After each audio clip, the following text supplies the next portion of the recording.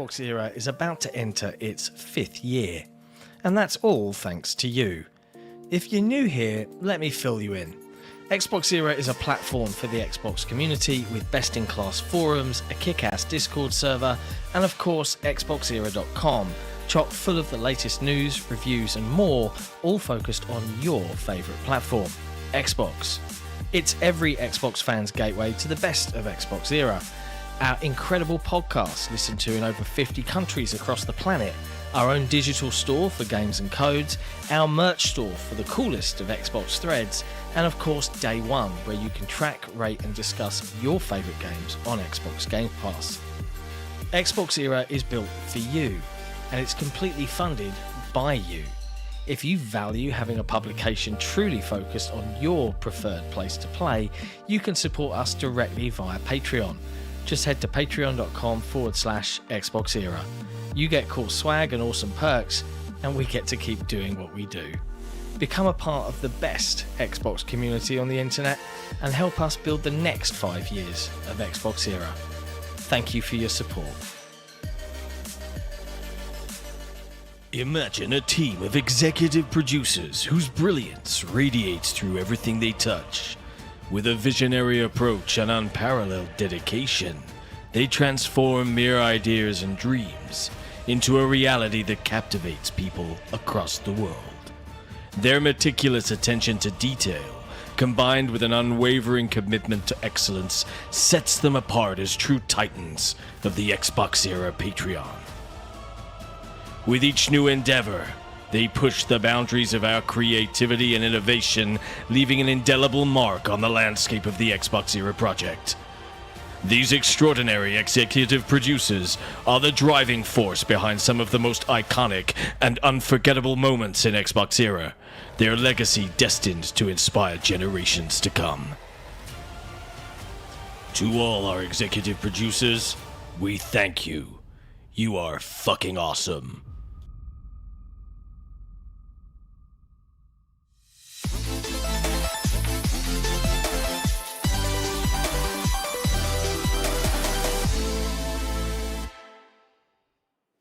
Hello friends, and welcome to episode 201 of the Xbox Era podcast.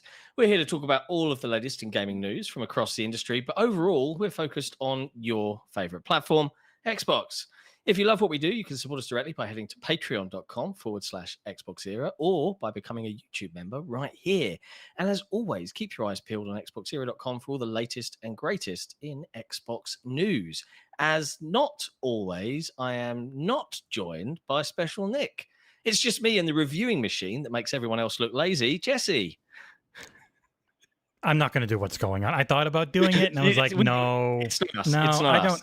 I don't have Nick's energy for it, and plus I still have to I have to pay attention on the production side of things because I threw this 2-person setup together. If you're watching on video, because just the two of us.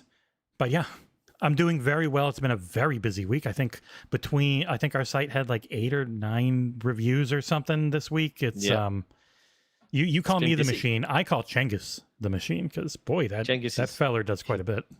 He just, I mean, all of our team are amazing. Let's just be honest here. And I hope to our patrons, especially the executive producer tier, that you enjoyed me being very stupid with our executive producer shout out. We thought it would just be funny. And also, what better way? One of the perks of being an executive producer is a massive shout out. And I thought that was an appropriate way to do it. So hopefully amused rather than annoyed. They're above, alongside our 4 MVPs, Britt, Hargichani, HEBZZZZZ, and Labara X. We love you all. We do, genuinely. It's awesome.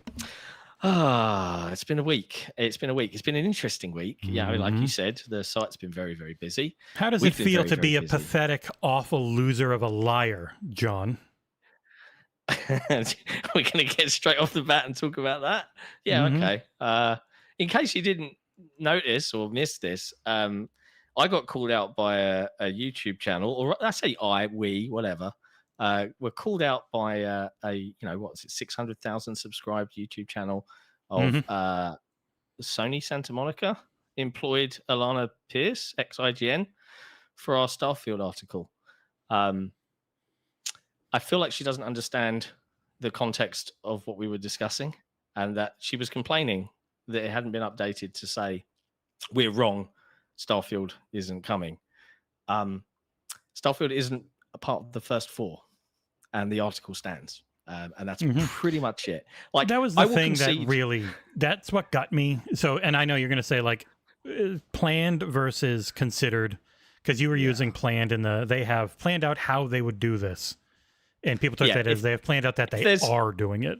Yeah. Yeah. If there's one thing I would concede is that in hindsight, I would should have used the word considered, or considering. Much like the Tom Warrens and Jeff Grubbs of the world knew to do, because they're very experienced in this. But like Alanah rightfully points out, I did not go to journalism school. I am just doing the best I can. But to out and out call me a liar, I feel it's a little on the nose. Well, it's more that, I've seen some of Alanah's videos talking about some of the mob mentality and people attacking other people, and effectively, like, you don't know me, you don't know what I saw or what I verified. There's no comment about the fact that the rest of the article is absolutely on the money with everything. But okay, like, it's fine. Bit cheeky. But you know what? Water off a duck's back, mate. Learned a long time ago. Don't worry about it. But just, think about these things. Like, look at it holistically. And shout out to Tom Warren for being an absolute dude, by the way. Absolute legend. Whenever I see, no matter where, in Alanah's comments and on the Xbox 2, I always see Tom Warren calling people out for going after you, when they very much miss the point that no, Xbox did not deny that they had a plan to bring Starfield to potentially bring Starfield to PlayStation 5. They just said Indiana Jones and Starfield are not part of the 4 they are announcing at that show. That's it. Yeah. It's very specific language set up to just let you know what they are willing to talk about. Even with Tom Warren's pointed interview, where he asked more specifically and directly, it still wasn't, no, we wouldn't rule anything out. Like, it's very easy to say no, but you didn't. You chose not to. So the article stands. End of story. Anyway, apparently I'm reading in the chat that Paris Lily also called me out. I don't know about that. I haven't seen it. I was responsible for the overblown discourse, but okay. The discourse was crazy and overblown for over a month before. It ramped up with Indiana Jones and Starfield, but if it started at like a 2 or a 3 in December, it was up to like a 7 on our forums, and if it went to a 9, it's like it didn't come from nowhere. It just got worse because people. And I'd also say, if anyone, and I don't mean this to sound harsh, right? And again, I have all of the respect and appreciation and love for the humans involved in the decision making, and it's certainly not ever my intent to cause people to have a difficult time or have a rough go of things. But it's not my job to run PR for Microsoft. Right, it's not XboxEra's job to do that. And 2, it's Microsoft's fault for the overblown discourse and the fact that they watched that boil away steadily. It was simmering away, and then I turned the heat up with Tom Warren following me shortly afterwards to a solid 9 on the hob. But that's not my fault. I was just reporting what I had validated and learned. It's the history of shoot the messenger. Like, if they give a message you like, you love them. If they give a message you don't like, you attack them and say they're the worst. And that's human history. Like, what is clickbait? It's literally just trying to get people to either hate or love click whatever you write, and that's all you really care about. Like, and I would also use this opportunity to say, just because other people have, said unpleasant things like calling me names directly like that, I would just say this: don't do the Uno Reverso card and go out there, on XboxEra's behalf and do the same and call names and be on. It's just the state of the world, right? There are only ever extremes. You can't have nuanced, simple discourse over Twitter. You can't have nuanced, reasonable discourse in most cases, because everyone's either got to be the worst at something or the best at something. just let it lie. It is what it is. You know, I had people tweeting me yesterday following that video going, hey, are you going to update this now? You're wrong. And I'm like, no, where was I wrong? But yeah, there you go. That's a little bit of news out of the way. What a fun time. Make your camera a little bigger. There was too much empty space in the middle, so I'm doing some on-the-fly production work. That's all right. You know, because we're good like that. But big thank you to everybody in the chat for being a really good part of this community. Like, we're regularly pleased with how our chat behaves during all of our shows, all of our live streams, and we love you guys for it.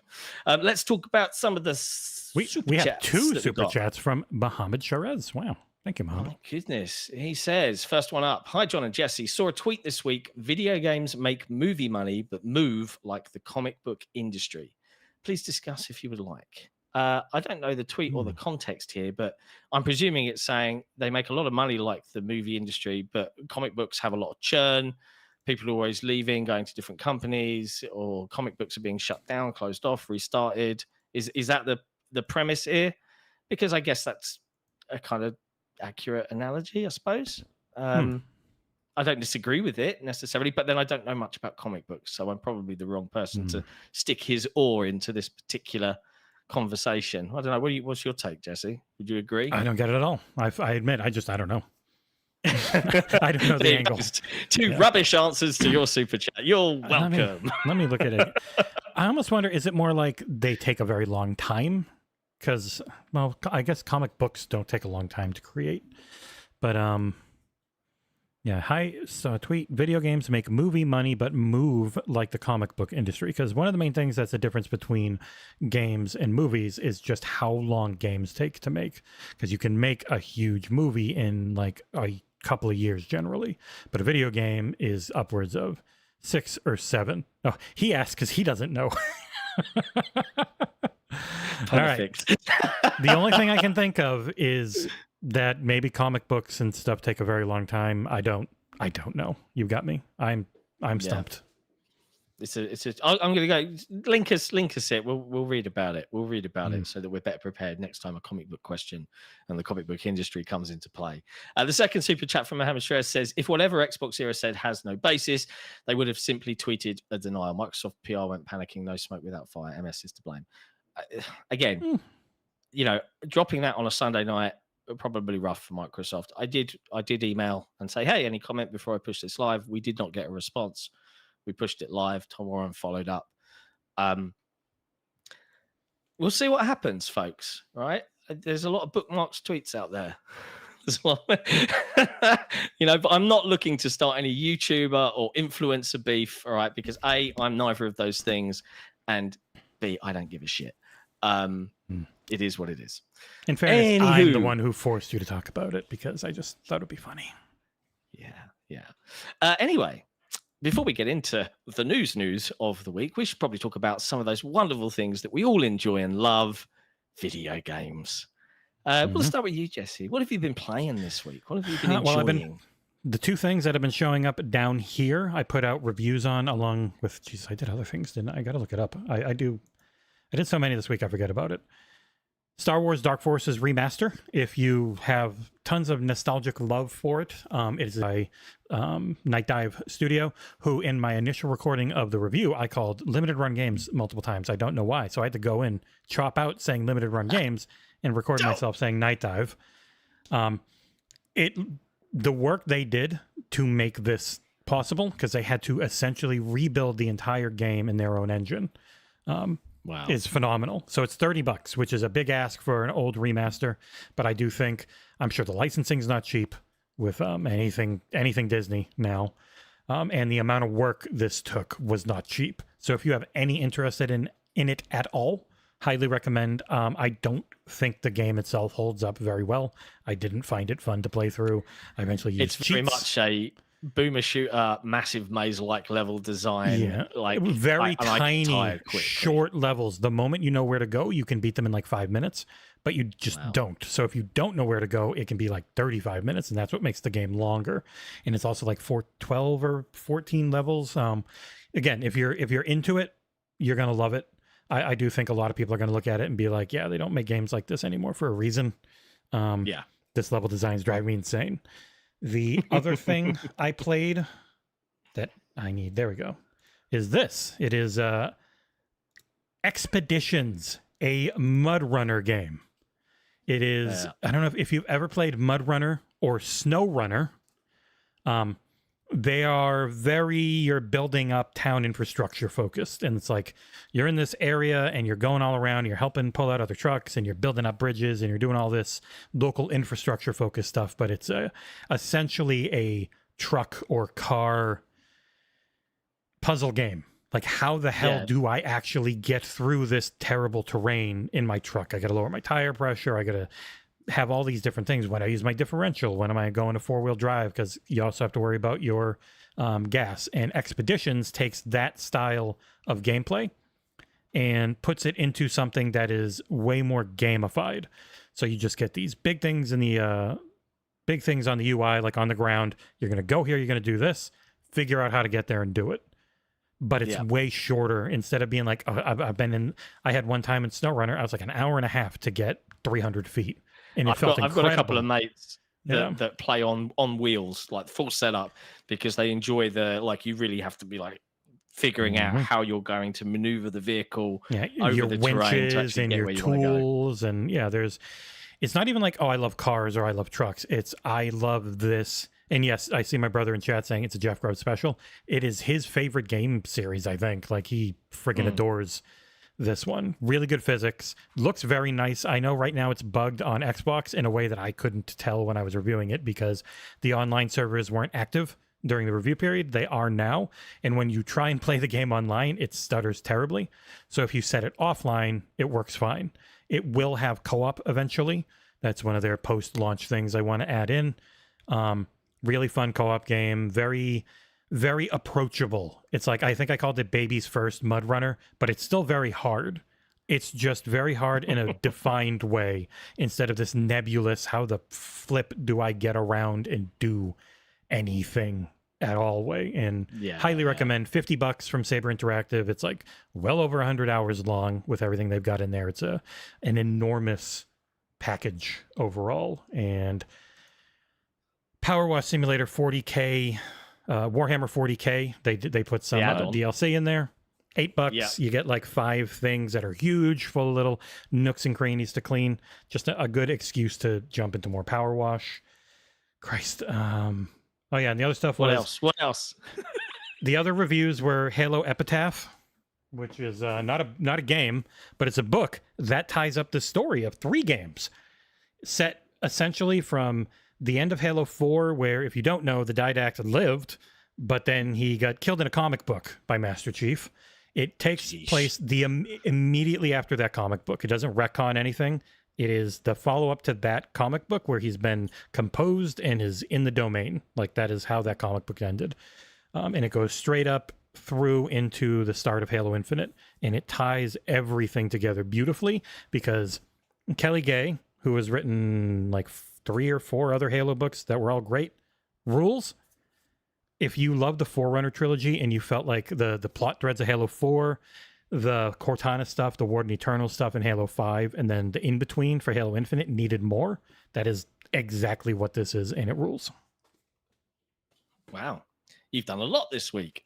Oh, yeah, and also Halo Episode 5 from Season 2. Nice. And I'll have Season 6 next week. Episode 6 and indeed, if folks want to hear our more general thoughts on Halo Season 2, Episode 5, you can check out the Halo Era podcast that aired yesterday. It's available on Spotify and on the YouTube channel. If you want to hear me being overly negative against... No, you weren't overly negative yesterday. I wasn't too bad, I think, this week. But yes. Mm-hmm. In terms of what I've been playing, I've in my now full-time role, it feels good to be able to say that. It's lovely. And it's... there's been a lot of work over the last week to figure out a really good routine. Because obviously, I'm still a dad with 2 kids that have to get to school and get from school and all of that jazz. But already managed to squeeze in a lot of stuff, and I've got a good schedule, I think, planned out. Been playing a lot of Balatro because, good God, that game is just brilliant. That is we will talk about. I gave a 10 to that I've had no one complain, not even Nick, because he doesn't, But has he played it? I know he's got a copy. I gave him a copy for free, but knowing him, he probably hasn't played it. Yeah. Okay. Well, but it's excellent. And honestly, chat, if you haven't played Balatro yet, I appreciate that right now you might struggle to get a hold of it because of a ratings board change for some bizarre reason. Effectively, and I feel like it's a good point to talk about it now. Weirdly, it came out, it's got all of these rave reviews, and then we had the dev team drop a statement out yesterday. I want to say yesterday. And that was like 3 days ago or something, I think, 2 or 3. So it had been temporarily removed from sale on a number of digital stores in some countries on console platforms. So Steam is still good. Anyone that's purchased the game can still play it. But effectively, they just changed the rating of Balatro from 3+ to 18+ because it contains gambling, prominent gambling imagery and material. And I'm like, no, it isn't. It references poker hands, but that's it. There is you're not gambling against anyone. You're not winning any. It's like, come on. It was pretty much countries that just saw a deck of cards in a video game and immediately just assumed gambling, even though there's no microtransactions. There's no system for that to ever even exist in the game. Like the whole game is just there and perfectly balanced for what's already there. It's just one of those. See, someone doesn't understand what they're looking at, and they just immediately jump on it and they say, see dollar signs, chips, and poker hands, and think this is a gambling game. It's not. And to anyone that, like, I can see in the chat, Mohammed saying, if you don't know how to play poker, is this easy to learn? Absolutely yes. There is a button you can immediately press to check the hands, but the hands are really simple, right? It's a high card, a pair of cards, 2 pairs of cards. 3 of a kind, 4 of a kind, full house, 5 flush, of a kind, straight. 6 of a kind. Like if you build you your can deck get up, crazy stuff.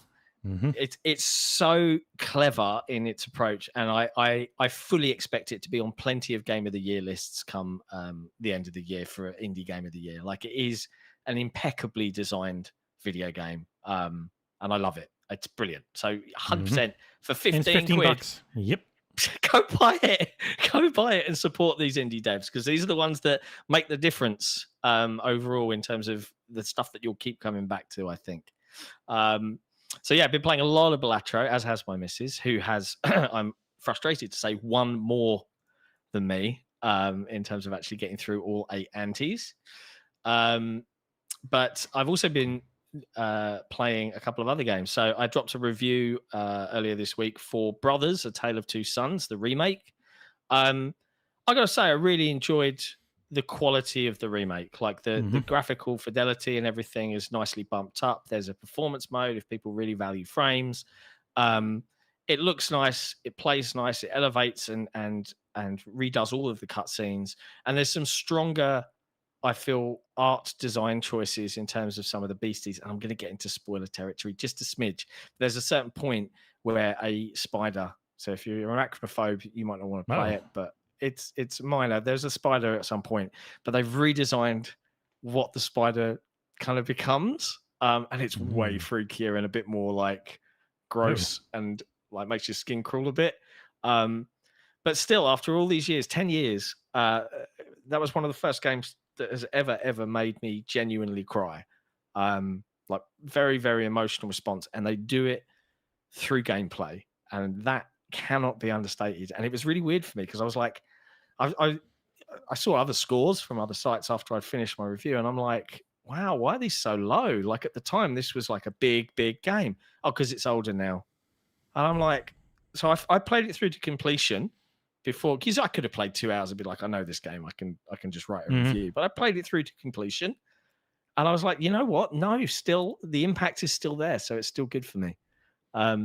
It's the imprecise nature of covering older things re-released. I think everyone just looks at it different, but that is the imprecise nature of every review, which does drive me crazy at times because people will treat them like, well, this site gave it this, why'd you give it this? And it's like, well, because first off, 2 different people, even in the same website, you could have 5 of us review the same game and probably get 5 different scores with 5 very different text layouts. Like, it's just the focus given to review scores will never not drive me crazy, because I understand when there's 100 reviews and you just want a quick idea, I get it. but the effect it has on both people and the industry itself, like bonuses tied to Metacritic and stuff, because it really affects sales at times for certain titles. Like, it probably really hurt Suicide Squad that it's at a 6 out of 10 or 60 out of 100, because you are mashing in very disparate scoring systems. Like a 4 out of 5 is listed as an 8, but it's not really an 8. It could be anywhere from a 7 to a 9, depending on how you interpret it.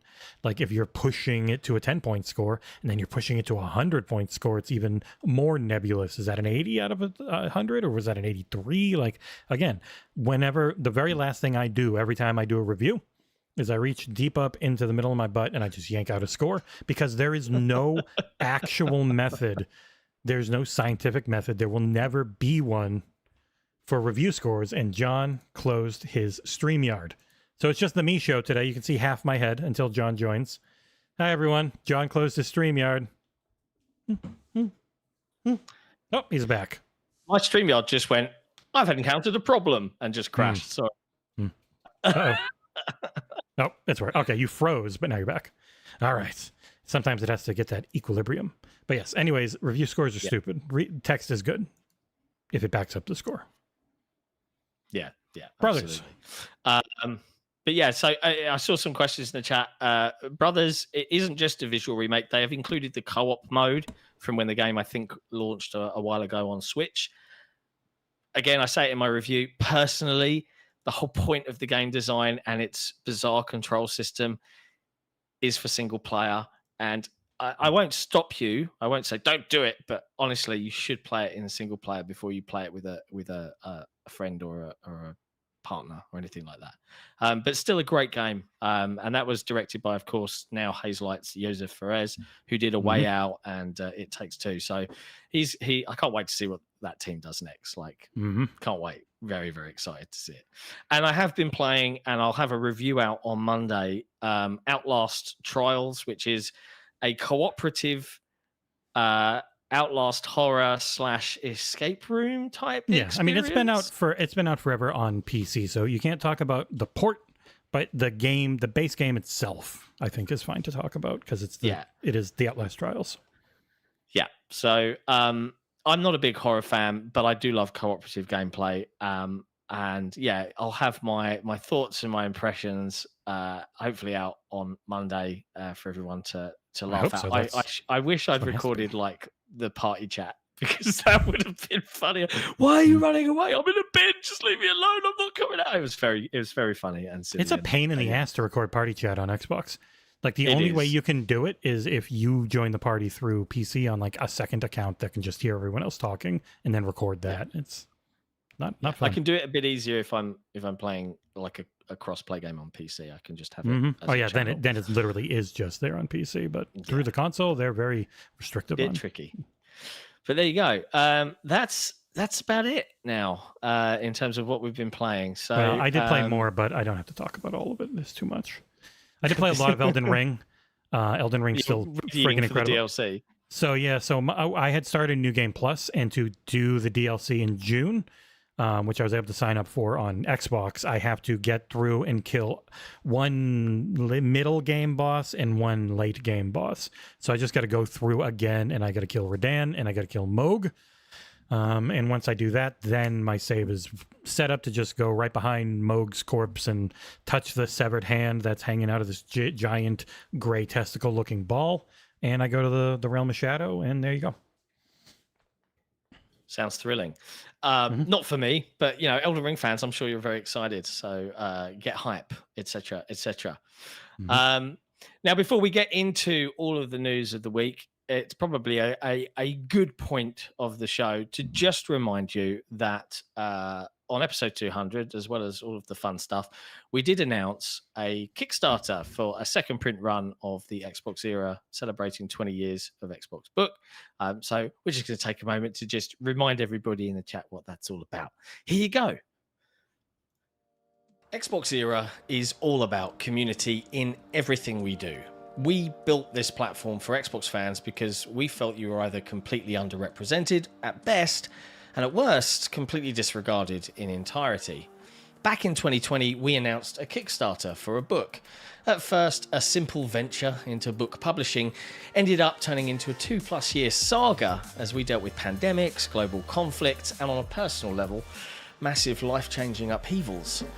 We've seen the constant demands for an opportunity to get a hold of the copy of our first ever Kickstarter, celebrating 20 years of Xbox, and we feel awful that we didn't have the means to secure a publisher and bring it to retail. And believe me, we really did try. So, as always, being XboxEra and forever pretending we're far bigger and more capable than we are, we're going to roll up our sleeves and do it ourselves.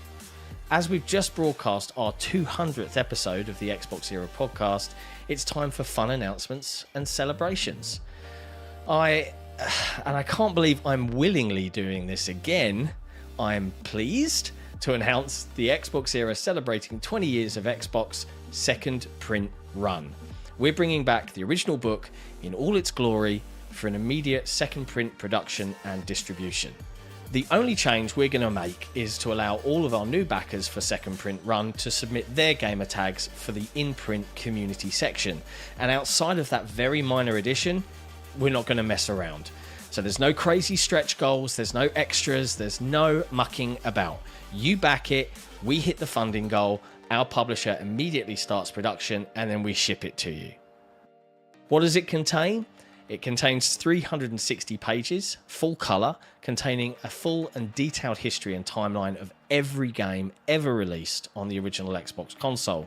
We've even done special double-page spreads for historic titles that became synonymous with the Xbox brand, featuring games like Halo Combat Evolved, Fable, Halo 2, Knights of the Old Republic, Splinter Cell, Jade Empire, Ninja Gaiden, Project Gotham Racing, Crimson Skies, and more.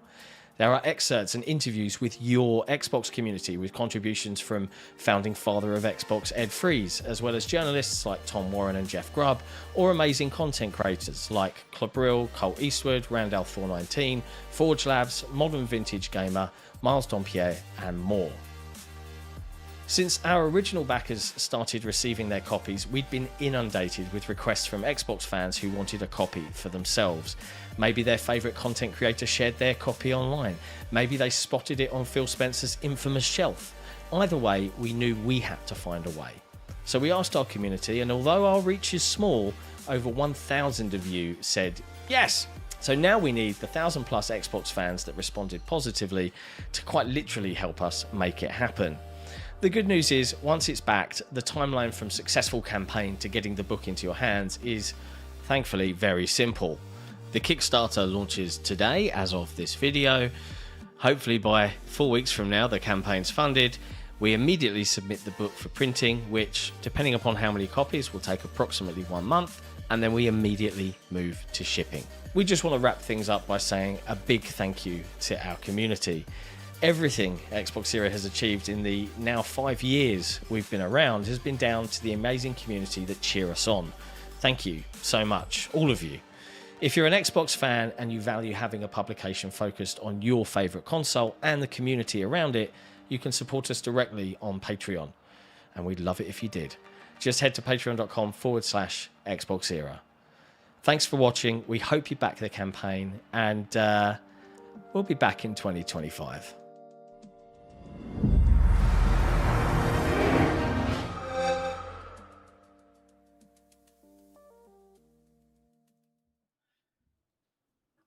There you go. So it's just a friendly reminder, and I think I'm going to be pretty upfront. Like, I get the sneaking suspicion. Look, and we know it's expensive, but it's expensive to produce a book, and it is expensive to ship it all over the world. I would say to the 100+ people that have backed it so far, like, it's an all or nothing gig, right? If we can't do it, we can't do it. Like, it's fine if we can't do it, but it would be sad for the people that really want it. So there are 1,000+ people that responded to that poll saying they wanted it. We need some more people to step up. So if you really want that book, you know, go share it on socials, you know, tell friends that are into Xbox, anyone you know, share it where you can, and let's try and get it going again. I'm hoping now that it's been payday for the majority of people. We're at the beginning of a new month, that we'll see an uptick in folks backing it, but we cannot guarantee, sadly. But let's see what happens. We've got 20 days to go. Fingers crossed. I'm feeling a bit peckish. Give me a second. Yeah, well, it wouldn't surprise me, mate. We're about to dive into some very, very important, lengthy news topics, and if you're not powered up, how are you going to get through it? Maybe you should have some sort of, meal. Oh, Yeah, I think. what's this you've got? I think this. I don't know if you've heard about this one before, John. They sent me this I one to haven't, check mate. out. Please tell me. It's this. It's called CTRL, aka Control. It's not a shake. It's a meal replacement energy drink. Every once in a while, you're feeling a little hungry, a little thirsty. You want to drink your food. You can just have some control. But if you like XboxEra at the same time and you want to save a little money, you go to drinkcontrol.com/XboxEra. That'll have you use code XboxEra and you will save 10% off your next order. Well, blimey. People should probably do that. Sorry, Nick. That's the best we could do. I'm going to... You're going to mix some up, huh? Look at that. Boom. He's ready to go. Live demonstration. Nick's never done that. What flavor is it? Banana split. Banana split flavor. Is that good? It's I've always incredible. loved fake banana flavored things for some reason. Watch me forget to... watch me not like fully close this all the way or something. Just goes all over my computer. Control all over the rig. You hear sparks and then the stream goes offline. So there you go. But yeah, like I do hope, like, I'm seeing some people in the chat. It's not so much about Sugar Daddy stepping in. We just wanted to give everybody that did want a copy of the book and didn't get a chance. Only you guys can make it happen. It's it's not on us, unfortunately. Yeah, Amanda really filled this up. I'm going to be very full by the end of the stream. I normally do like half. It's gonna be. You don't have to drink it all. Was this almond milk? Yeah. Yes, thank you. I don't like cow milk. No, Cow milk is shit. Yeah, my partner agrees. Yeah. Oat milk is also a firm favourite. Oh yeah, it is. in this It is neck oat of the milk. Sorry, it's the extra creamy oat milk. Giggity. Yeah. I actually don't like almond milk. Anyway, let's talk about the news. There's lots of things that happened this week in terms of news. Where shall we begin? Right at the top. That's what I typed. Well, if you haven't missed or you haven't seen yet, we launched a new show this week as part of the announcements of episode 200, XboxEra Headlines, which is me and Jesse getting together on Tuesdays and Thursdays to talk through all of the headlines over the last couple of days. It seems to have gone rather well so far. It's short, it's concise, it's about an hour long, and the audio version of that show is exclusive to our Patreon members. So if you are on Patreon and you prefer to listen to it as an audio podcast, you can do so and stay up to date with all of the news. You can even do it on Spotify. Yeah, you can also do it on Spotify. You can link your Spotify account to Patreon and you can access it that way as well. So it's super helpful. So we've covered a lot of this in detail, but we've peeled out, I think, the bigger stories to just go over for the show. And of course, the first one that was announced at the beginning of the week was EA's cutting 5% of its workforce, which is around 670 odd people. And then it came out that they've also cancelled the Mandalorian first-person shooter Star Wars game, which was in development at EA-owned Respawn. And further to that, they also shut down Battlefield narrative studio Ridgeline Games. So a huge sweep of cuts, again, across the industry. And the EA aren't alone. There were plenty of others announced this week. And we'll get into them, but I think that was certainly the start of the week and one of the bigger headlines. EA one, what's your the take dumbest on it? thing about the EA one is, like, it was a year or two ago. They were like, we are going to double down, and it's too expensive to try and build our own IP. We are going to double down on using existing IP that we know is going to do great. And then a year or two later, they fire a bunch of people again because they fired 800 people last year, and then they fire 600 people this year. And they go, oh, actually, we're going to completely double down on our own IP. We're not going to pay those licensing fees or share profits on these other ones. But we are still doing 3 of those with Captain America and Black Panther, Iron Man, and the next Star Wars Jedi game. So it's like, it's one of those things where it's like the industry is not struggling at all. It's making as much money as ever. It's just only a little tiny bit more than ever. And the focus is always on grow, be bigger and not Grogu now, but he wasn't actually it wasn't that Mandalorian. It was just a Mandalorian. But it's like the focus is always on growth. It is never on long-term health in the way that you would think would actually make way more sense. So then it just becomes, well, what can we do right now to up our numbers the next quarter? And then what can we do right now to up our, and then the next quarter, they do the same shit just over and over and over again. And just completely changing philosophies and stuff. Like even Xbox has been completely changing philosophies constantly. Like it's, we're going to do, because Game Pass stopped growing because they're pretty much limited. Like PC is just a Steam box for most people, and it's really hard to get people to change, which I think they know that they've got this group on console, and it's going to take something really bad for that group to ever leave. And it's really hard to pull people away from what they're into. And so now it's just like, okay, what other avenues can we go? Once they lost that, first really digital generation of the Xbox One and PS4, it's very difficult for Microsoft to change that. But overall, EA and all the other companies doing this stuff, the console market has stagnated. It's been stagnated for 30 years. A ceiling. As far as the actual amount of people that buy boxes, it has stagnated. What they got really good at for a while was wringing more money out of those people, but that has leveled off because a lot of people just want to go on their iPhone, fewer want to go on their Android, and they just want to play mobile games and buy stuff there because, I downloaded this for free. I throw $5 at it every now and then, and I don't look back and realize, oh, I've done that $5 thing like 100 times. I've actually put Nick levels of money into this game. Oops. Yeah, it happens a lot. But yes, it's interesting that this mantra of doubling down on their own IP, and I'm like, outside of like EA, they own Medal of Honor, I think. They own a lot, right? They just haven't used any of it in a long time. They don't make much. It's bizarre to me. But yeah, they've rebranded FIFA, so they've cut that licensing deal. Yes, Black Panther and Iron Man are still safe and in development, but god damn, like Respawn and an FPS, I know we all want it to be Titanfall 3, and I'm just as frustrated it isn't. Like I'm bored of Star Wars generally as a franchise. I don't really care. But an FPS from them is definitely going to be something worth playing. Respawn, and it was really like a stealth version of Titanfall 3 for me to see Respawn doing that again. Oh yeah, all the Candy Crush games are now on the Microsoft Store and PC. Breaking news! Wow, there you go. Candy Crush Saga, Candy Crush Soda Saga, right there. Bam! Right back. I'm downloading them. I bet they have achievement support as well. Let me see. I wonder. I'm looking at the page listing. Here, I can put it on screen. Boop.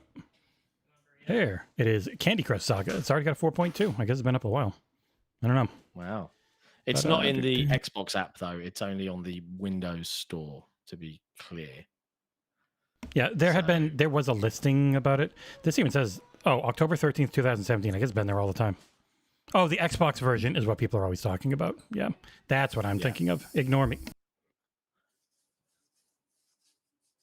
Oh, he unplugged his microphone. No, I'm yelling at my son because he's just being unbelievably loud after walking in. You were talking to me. It's every Saturday at 5 p.m. we do this, and the kids just never seem to have any idea, so they walk around because I'm literally just in the living room. I get it, and are very loud, and then seem very surprised when I am like, "Hey, by the way, you're coming through the mic."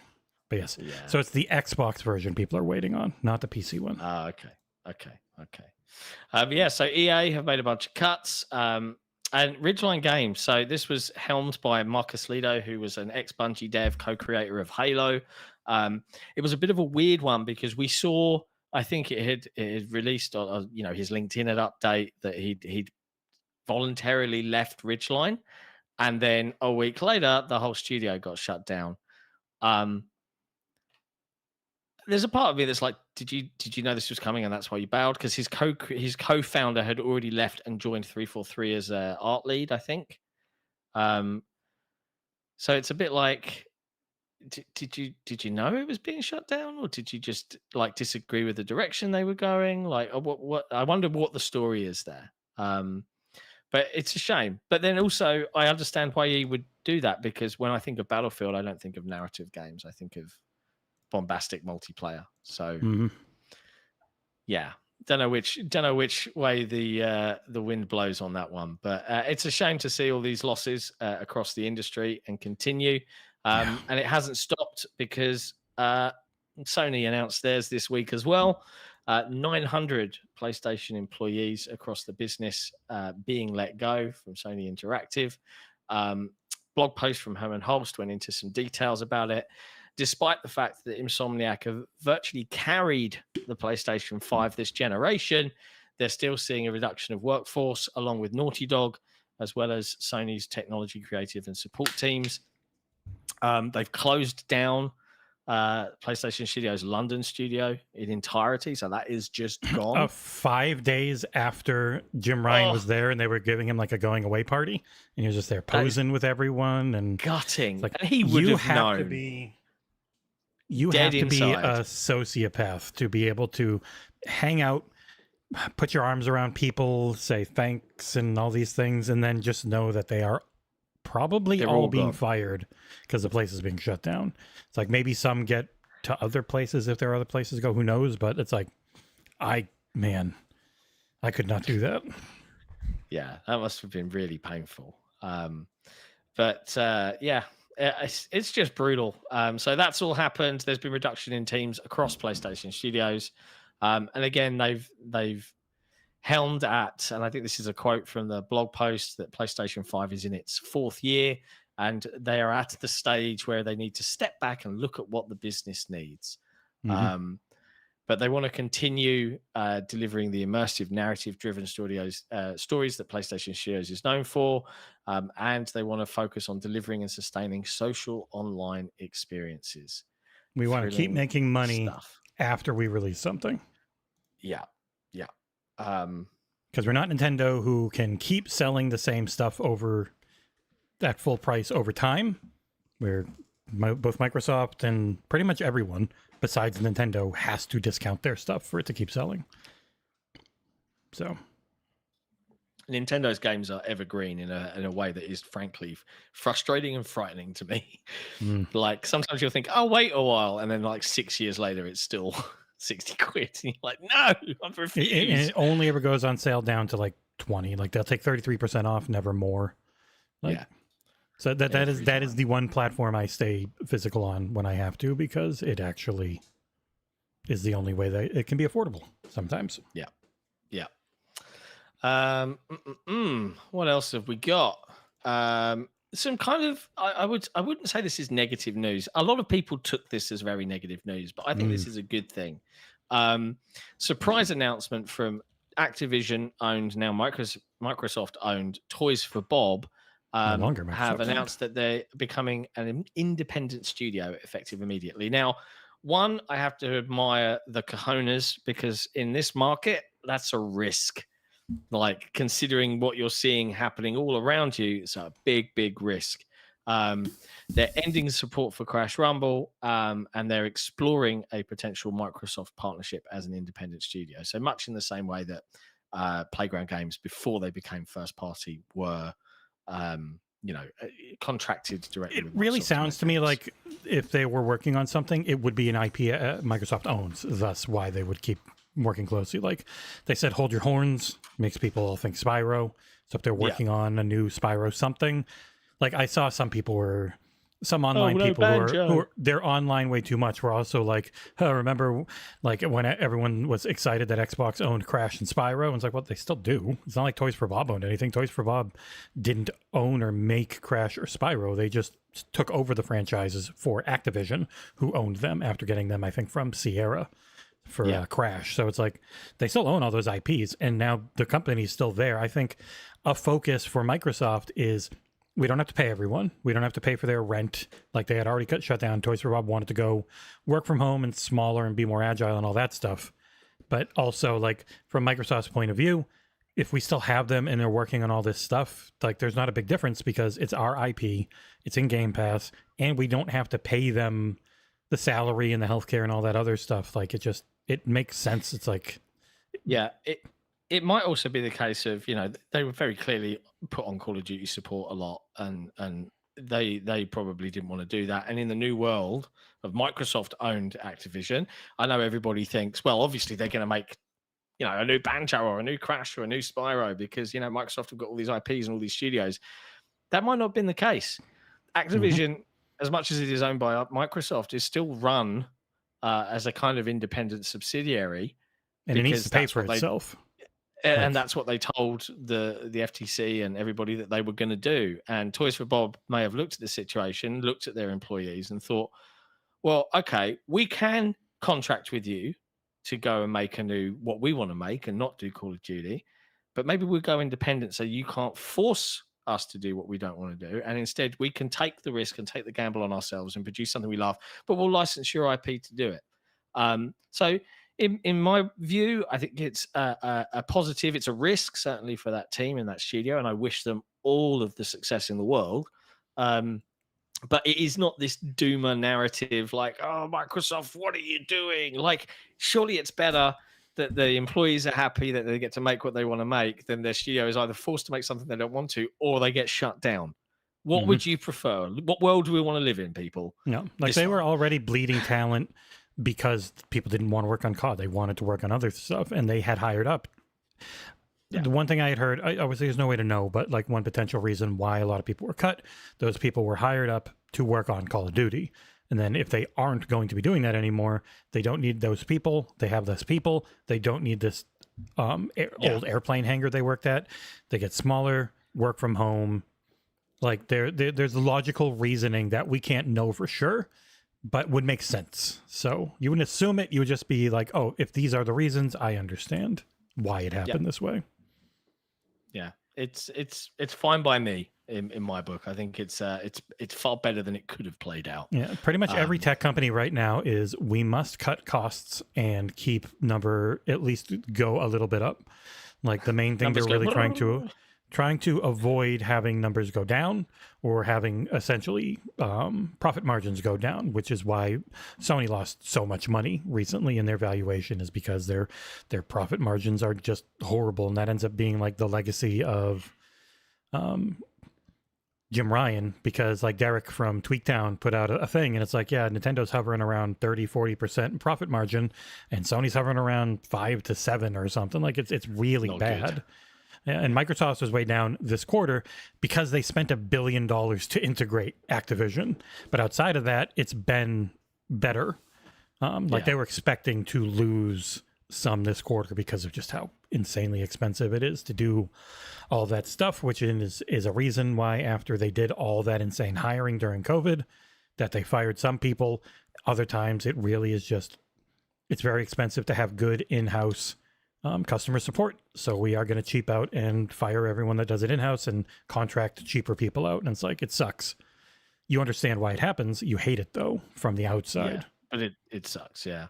And look, Microsoft, those numbers, while they knew that they were going to make, changes this quarter in the investment of integration, et cetera, they've also just launched Call of Duty Mobile, Warzone Mobile, which is, it's going to be an absolute moneymaker for Microsoft and Activision.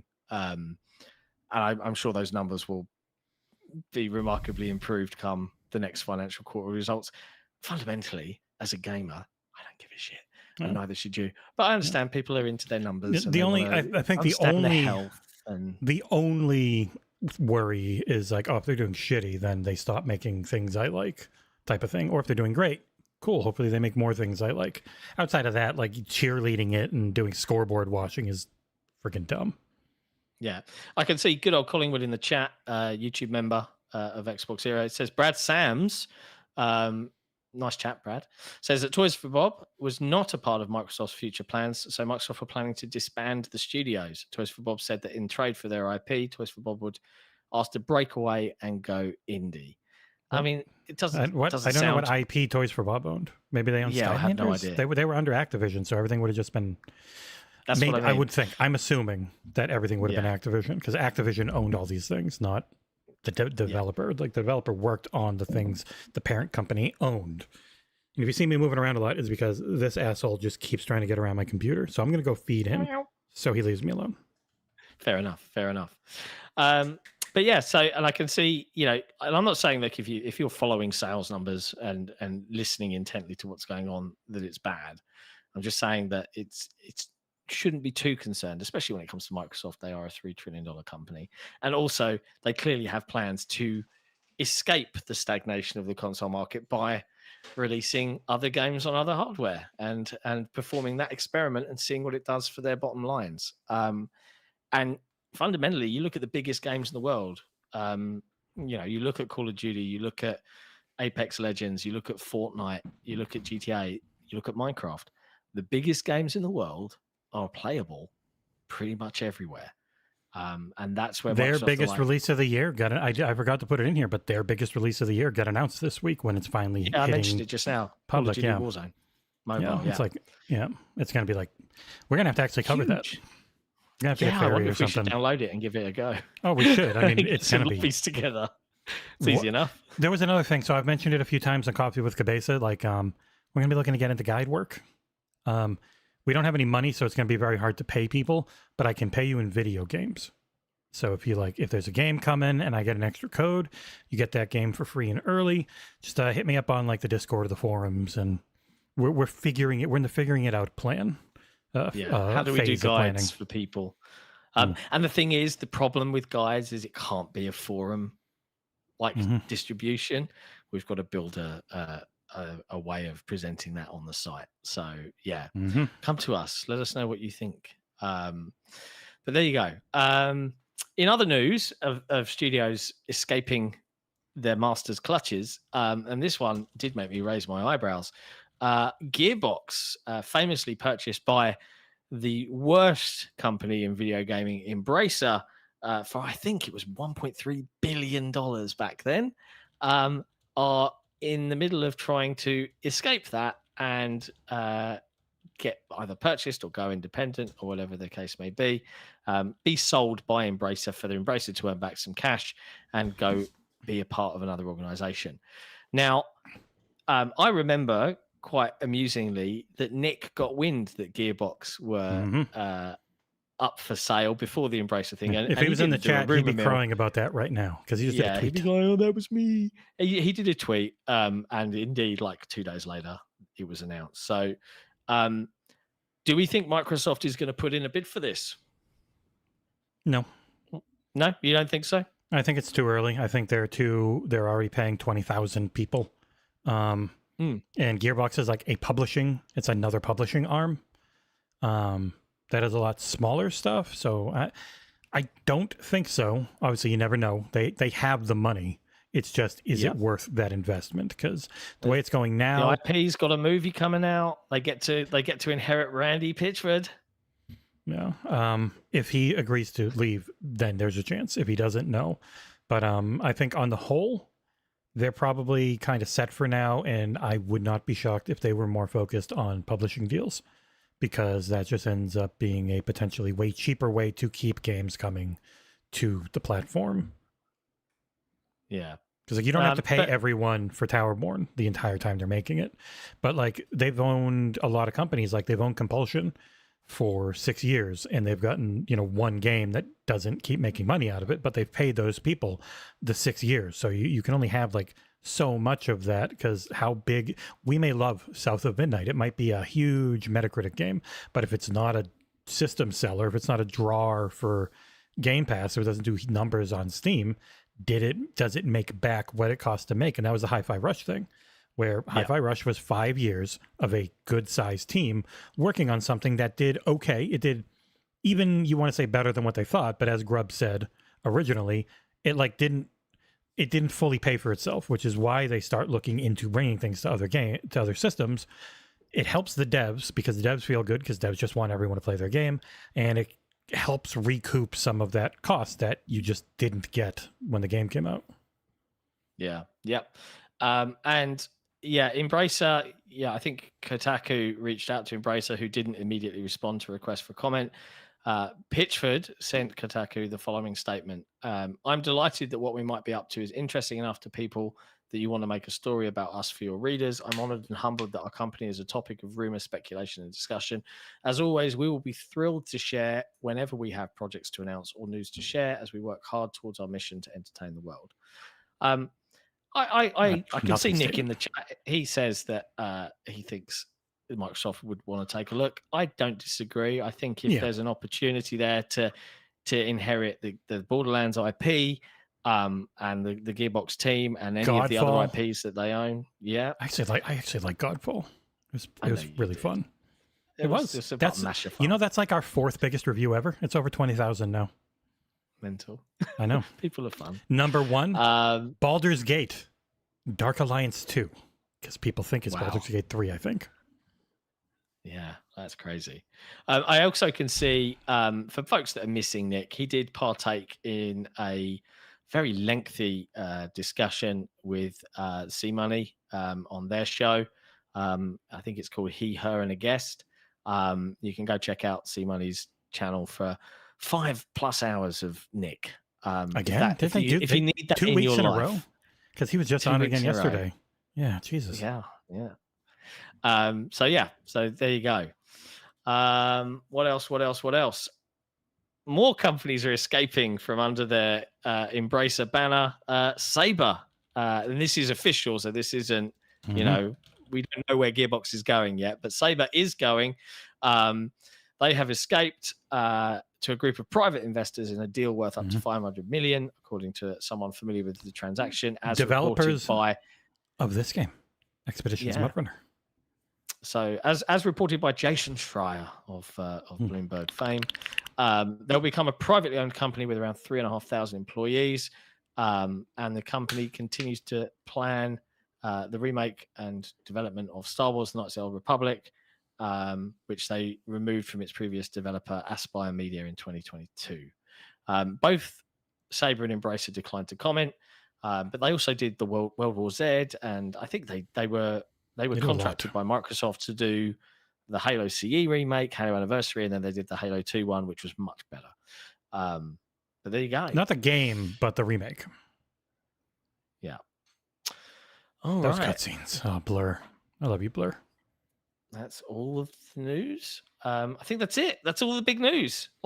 Chat, if you want us to talk about anything else, feel free, but we're an hour in, and this is pretty concise right now. The headlines is going to do that by default, where we've already talked about the smaller stuff. So if you want to see, again, me and John, because normally this will also have Nick, so I'll bring in more older news things. But John, I talked about pretty much everything this week. So the big stuff was Toys for Bob, the missing 2 hours from this podcast. They were broadcast on Tuesday and Thursday this week. We already talked about Star Wars, Tom. Oh, he wants us to talk about what Star Wars would have been. You want everyone to be sad? Because he had information. He also has information if you want to talk about it. Let's talk about it. You know what's more interesting? No, not Star Wars. Assassin's Creed Red. That's more interesting. Let's talk about that. And then we'll talk about Star Wars if people want us to. So as per Insider Gaming, and I'll drop a link in the chat to this particular news Tom stops yelling at us with his whiskey clanking all over the place. I want him to spill. Yeah, ice clattering around in the glass. Tom Henderson dropped some details on Assassin's Creed Red's engine, their base building, combat, and more. So again, this was kind of initially reported that there was stuff coming out. There was feudal Japan. There would be Assassin's Creed Infinity Hub that was like a launcher where all of your Assassin's Creed titles could be released across. And Tom has shared a little bit more. So first up, the Assassin's Creed franchise, it's not moving to a new engine, but will be using a substantial evolution of the Anvil engine that they already run the game on. And they're looking to move all of this to one unified branch rather than having different versions across all of the different games, right? So you should see some benefits. And Tom notes in his report here, visually benefits for ray trace, global illumination, virtual geometry, etc. But they've had to overhaul everything in the series, including animations, parkour, systems, dynamic weather, and more. and that combat in Assassin's Creed Red has been described to him as being somewhat similar to Valhalla, but with a lot more gore, blood, and decapitations. That sounds pretty good fun to me. I mean, when you're doing plays a samurai major role. ninja stuff, yeah, right, you'd presume it'd be a bit that's the samurai Ninja Gaiden stuff. side of things. Yeah, I mean, probably the most excited or interested I've been in an Assassin's Creed title in a while. And I outside still of wanted to play Valhalla, Mirage, but yeah, Mirage is good, but not great. But you can get it cheap soon enough. I'm sure it's definitely worth it. I'm curious because people look at Valhalla, which was literally 90 hours to beat. You didn't do it. I didn't do it. I got 50 hours in. I'm like, I've really enjoyed it, but I'm done. But like Odyssey, you can beat in about 40, even less if you really mainline it. But there's just so much fun stuff to do. I did like 60. And then Origins was like, you could do in 25 to 30 pretty easily. So I'm curious. I bet you these ones, you can focus them down more. Like they're not going to be Valhalla length because they now have a plan. They have their Assassin's Creediverse where they're just going to have shorter things more often. I think this one might be a good jumping in point if you've been turned off by the insane length that Valhalla reached. Oh no, Yeah, Tom wants us to take advantage of him, but he's drunk, so we are good people and we won't do that. Yeah, no taking advantage of Tom. Oh, although 200 likes on the podcast and he'll drop a sneaky tip. We're only at 88, so 112 of you need to quickly like this video and you'll get a little sneaky thing about from Hexa. Tom Henderson.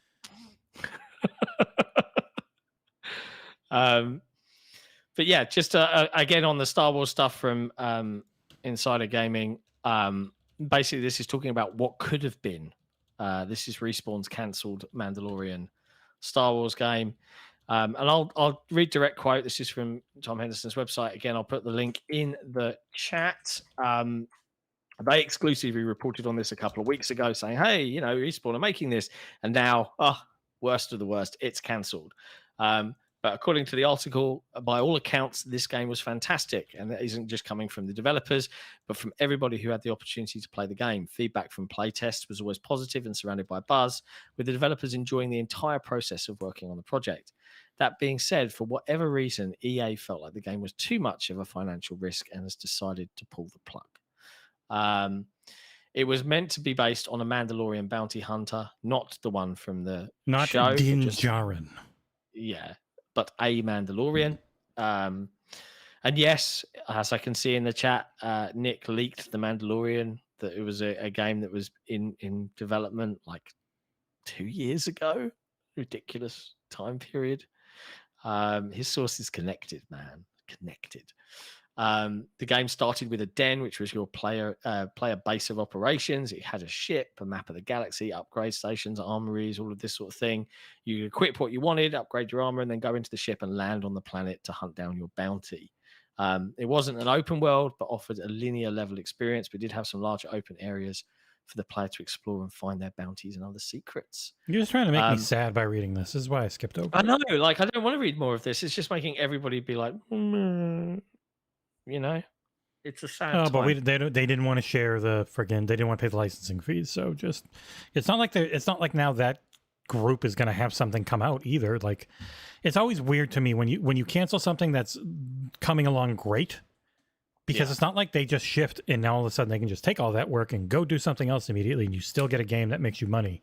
Like now it's just like you start from square one, or that team goes and works on another game that was already going to be coming out anyway. So you only have one instead of two. It's like, they're a multi-team. Is it actually worth it?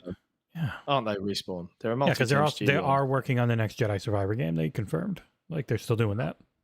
Maybe they can take and they some still assets. work on Apex Legends. So, but it's like now you're not getting anything when you would have had something that you didn't get to take all the credit or all the money from. It's like it's always so weird to me. It's a frustrating world that we live in. Never mind. Okay, that is officially all the news. So, like I said, it's a nice short show this week. We're already at the fun part of the show. So we're going to do, because Nick's not here, we're going to do Name a Game a little bit differently. So let's get into it.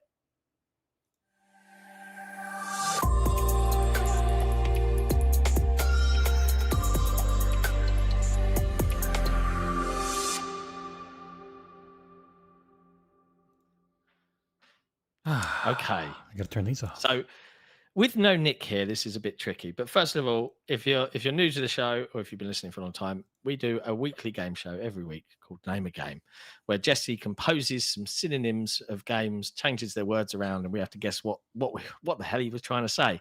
And we do this as champions for our patrons. So every week we pick some of our Patreon members, and Nick and I battle it out, and whoever wins, that Patreon member that we're playing for wins a game. If you ever want to be in for a chance in the running to win a game from us, all you need to do is be a Patreon supporter, patreon.com/XboxEra, and for as little as a cup of coffee from Starbucks every month, or for as much as like some crazy money because people are insane, but you get a bunch of merch and the cool perks, so it's definitely worth doing, and we would love you to do so if you value what XboxEra does. So love you guys, love our patrons. Nick this week is going to be playing for Yassine Bali, and I'm playing for Chris Stocker. When now, you Nick's say not Nick, here. Yeah, So, Nick's not here. So the way we're going to do this, there you go. sick wins, sick loses. So I have to guess 6 of these, and the person I'm playing for, Chris Stocker, will win. If I fail, then Yassine Bali will win. So this is all on me. I'm scared. In a rare thing, you know the category, so you should say it. I understand the category, and this isn't really helpful because no, it's not. That's why I told you. How many games has XboxEra reviewed in the 5 years we've been around? 596. So the category is games XboxEra has reviewed. Like, it didn't help you at all, which was like, yeah, I can just tell you. This isn't going to go well for me at all. No, I'm expecting you to lose terribly. Okay, so let's see what happens. Very sorry to the guy who was hoping. Yeah, obviously you don't need to buzz. Yeah, that doesn't matter. So, but I will do timers and stuff. I'll count them down. So we're not here all day. I was going to say we don't get to. I can't do 30 seconds on every question.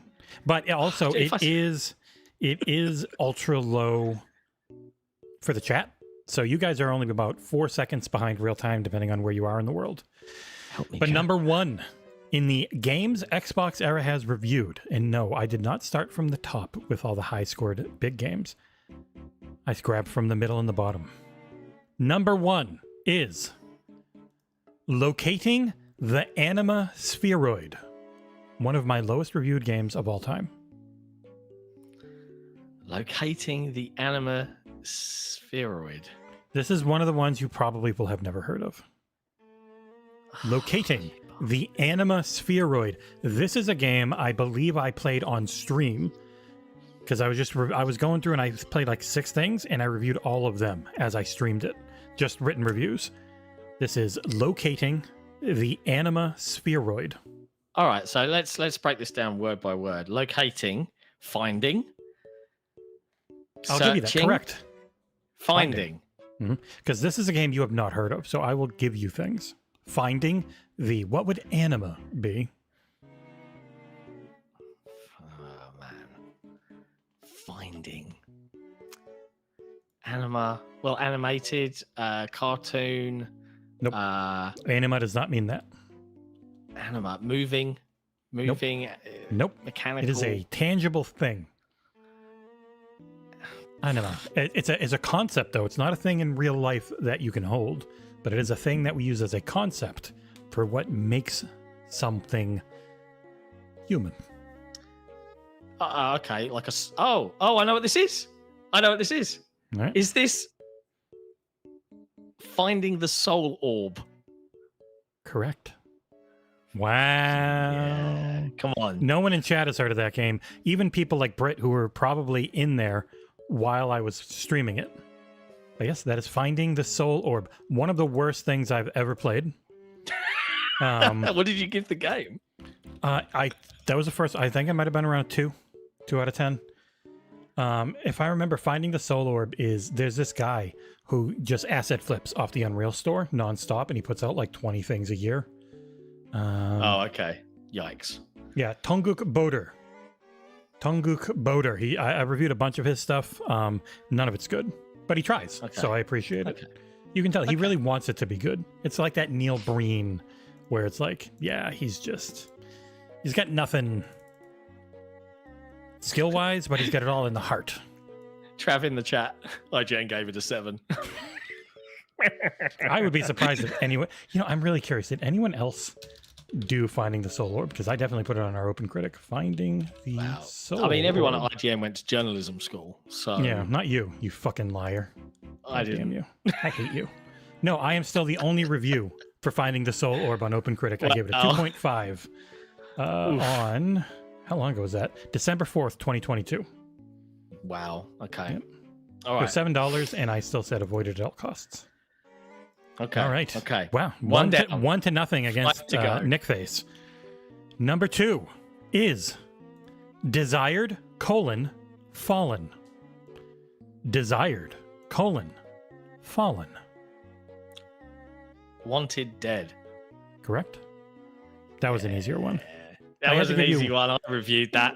One you reviewed, I was like, yeah, that'll be easier, but it's worth it. Also, I still have to go into the scoreboard every time lately to get it to update. There we go. Wow. How's chat doing? Are chat even keeping up with me right They now? haven't got it yet. No, no one had that one. Poor They're form talking chat. they're talking about Neil Breen because they love him. Go watch Twisted Pair. Mwah. Okay. Worst thing ever. But best. All right. Next question. To go up 3-0 in an almost insurmountable but not really lead is Posses of Certain - Kindling. I'll put it in private chat for you. Posses. Of Certain - Kindling. 3 words. One hint from me, a recent review of mine. Yeah, I know what this is. This would be Gangs of Sherwood. Correct? God damn it. These are too easy. I'm unstoppable, baby. Yeah. You're not going to get the next one. Oh, yeah? Oh, yeah? Bring it on. All right. Okay. He said bring it on, so I'm bringing it on. It is one word, that word being hyphenated a bunch. The actual answer is one word, but the clue is Swedish - slang - for - penis. Okay. Swedish - slang. Swedish slang for a penis. Mm-hmm. Am I? I really want to Google Swedish slang for a penis. No, that's cheating. You don't get to Google. You either know the word or you don't. Oh, that's mean. Mm-hmm. That's mean. Scored 666. Got it. Chat's got it. Our Euro audience coming through. I only know it's this because Mort kept laughing at me whenever I was talking about this game that I reviewed. I can give you one hint. Let's see. And I'm giving you so many hints. Maybe if you win, they both win. How's that? So this game has a 58 on Metacritic. That's way too high. Unless they patched it up or something. Oh, it's got a lot of I reviews. want to say. I was going going to say hilariously. I was going to say dong, but it's not dong. It is not Dong. Wow, there's been like 60 reviews for this game. How the fuck did that happen? I'm number 1. I gave it a 4. I was the first person to review it. Interesting. All right, you run out of time. Yeah, I don't think I'm going to get this because I don't know the word. Dolmen. Dolmen. It is that terrible Souls-like game that I reviewed. That was truly just shockingly bad. Okay, I did not get that one. Yep. I do remember it now. You've said dolmen though, but I did not know that was slang for a penis. Okay, cool. I had to throw one in that I knew you couldn't get. All right. Yeah. The next one is incredibly long. Those incredibly long words being similar to a pull - behind - on top - of side - story : the fellow who deleted his denomination. There you go. It's in chat. Similar to a pull behind on top of side story. The fellow. Pull behind on top of is one word. Side story, one word. Oh, okay. I know what this is, but I can't remember that. Like, okay, the man who erased his name. Like a drag on. What is the man side who story? erased his name. What is side story in Japanese? It's your favorite original Xbox game. You don't get it, you don't win. Oh, come on! You don't get it, you don't win. I've done this before on the show. Side story in Japanese. And Gaiden. Oh, you got it. Yep. Okay. Gaiden. Oh yeah, I got to give one to losses. Okay. I forgot. Okay. I know that one's long, but it's also easy because it's like. Yeah, as soon as the fellow who deleted his denomination, I was like, okay, I know Yeah. it's one of those. Mm-hmm. Okay. All right, it's up you're up 4-1, winning versus losing. Well done on remembering one of my all-time favorite original Xbox games. And by the way, if you haven't played Ninja Gaiden Black, it is still legitimately fantastic on back compat. And it's better than ever now 100%. because it's friggin' 4K. Like it's just perfect. It looks so good. And it's better than still better than the remastered remakes, ones that they released. Yeah, still better. Censored out. Pitch versions. All right. For a almost win, we have Physician Unborn-Babies Intended Flesh Device.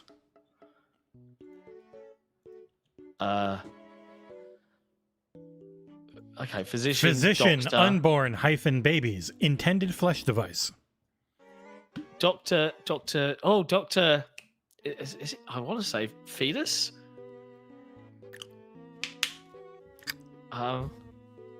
Oh God.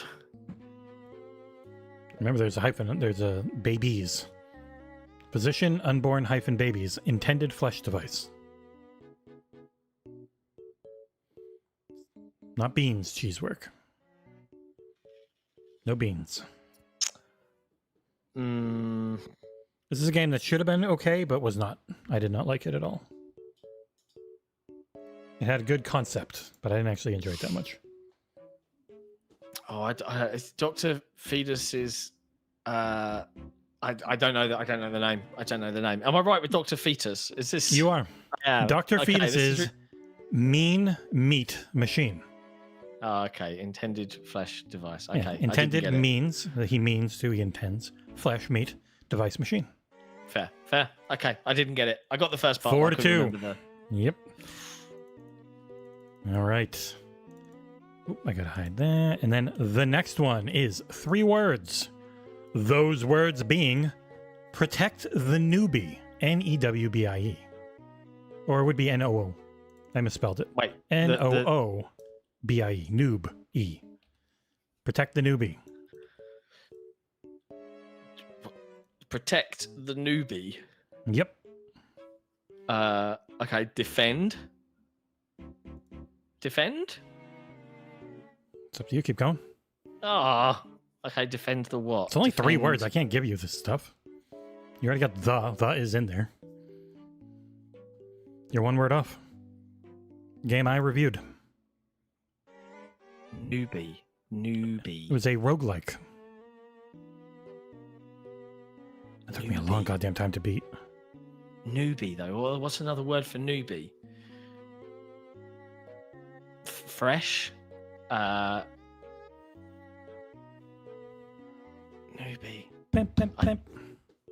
I don't know another word for newbie.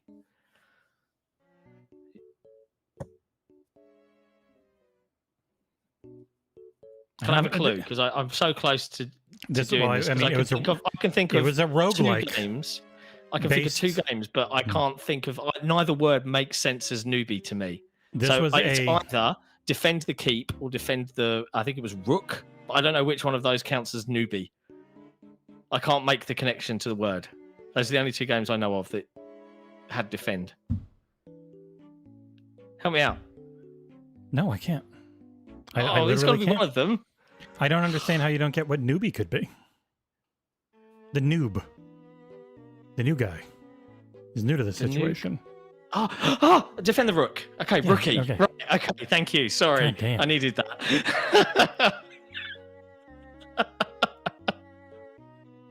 I was like, it's right there, man. I can't help you that much. See, the second I said a word, you got it. Defend the rook. A solid chess-themed roguelike. I have reviewed like 70 things since then. It's crazy. I go back and I'm like, oh yeah, I reviewed that. I don't remember it at all. I would have to go and read my review to remember the game. It's mad how much you can churn out. It's pretty impressive. All right. Next one. for a potential win, as I got to get the scoreboard to update, is one word. But the answer is see you later. Hyphenated. See you later. But it's one word. It is one word.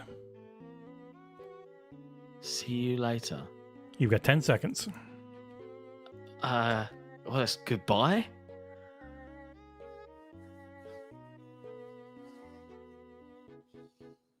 Four, 3, 2, I don't know. 1. In a wild crocodile, Sorry, see you John. later, alligator. What? Adios. What is it? It's adios. Oh, of course. Yeah, it is Adios. Mm-hmm. Okay, fair. An interesting narrative game. Adios. You've got to get one Man. of the final two. One of the final two. Dun-dun-dun-dun-dun. You'll get one of them for sure. The first one is Cranium and... Oh, wait. Hold on. I put the actual thing in there. Don't look at the screen. Okay. Oh, God, this is so much bigger. Now I got to make it fit. This is what I... Hosting and producing is tough. The next one is Cranium and Enterprises-Medical-Officer. There you go. Cranium. Cranium. And Oh, chat got it. How do they know? Cranium head. Head and 10, something. 9, Oh, fuck you. No. 8, 7, 6, 5, 4, 3, 2, 1. Skull and Bones. Too late. What? Too late. I had counted down. It's done. 5 to 4. Holy shit. So close. You almost had it. 5 to 4. Okay. For the win or the loss.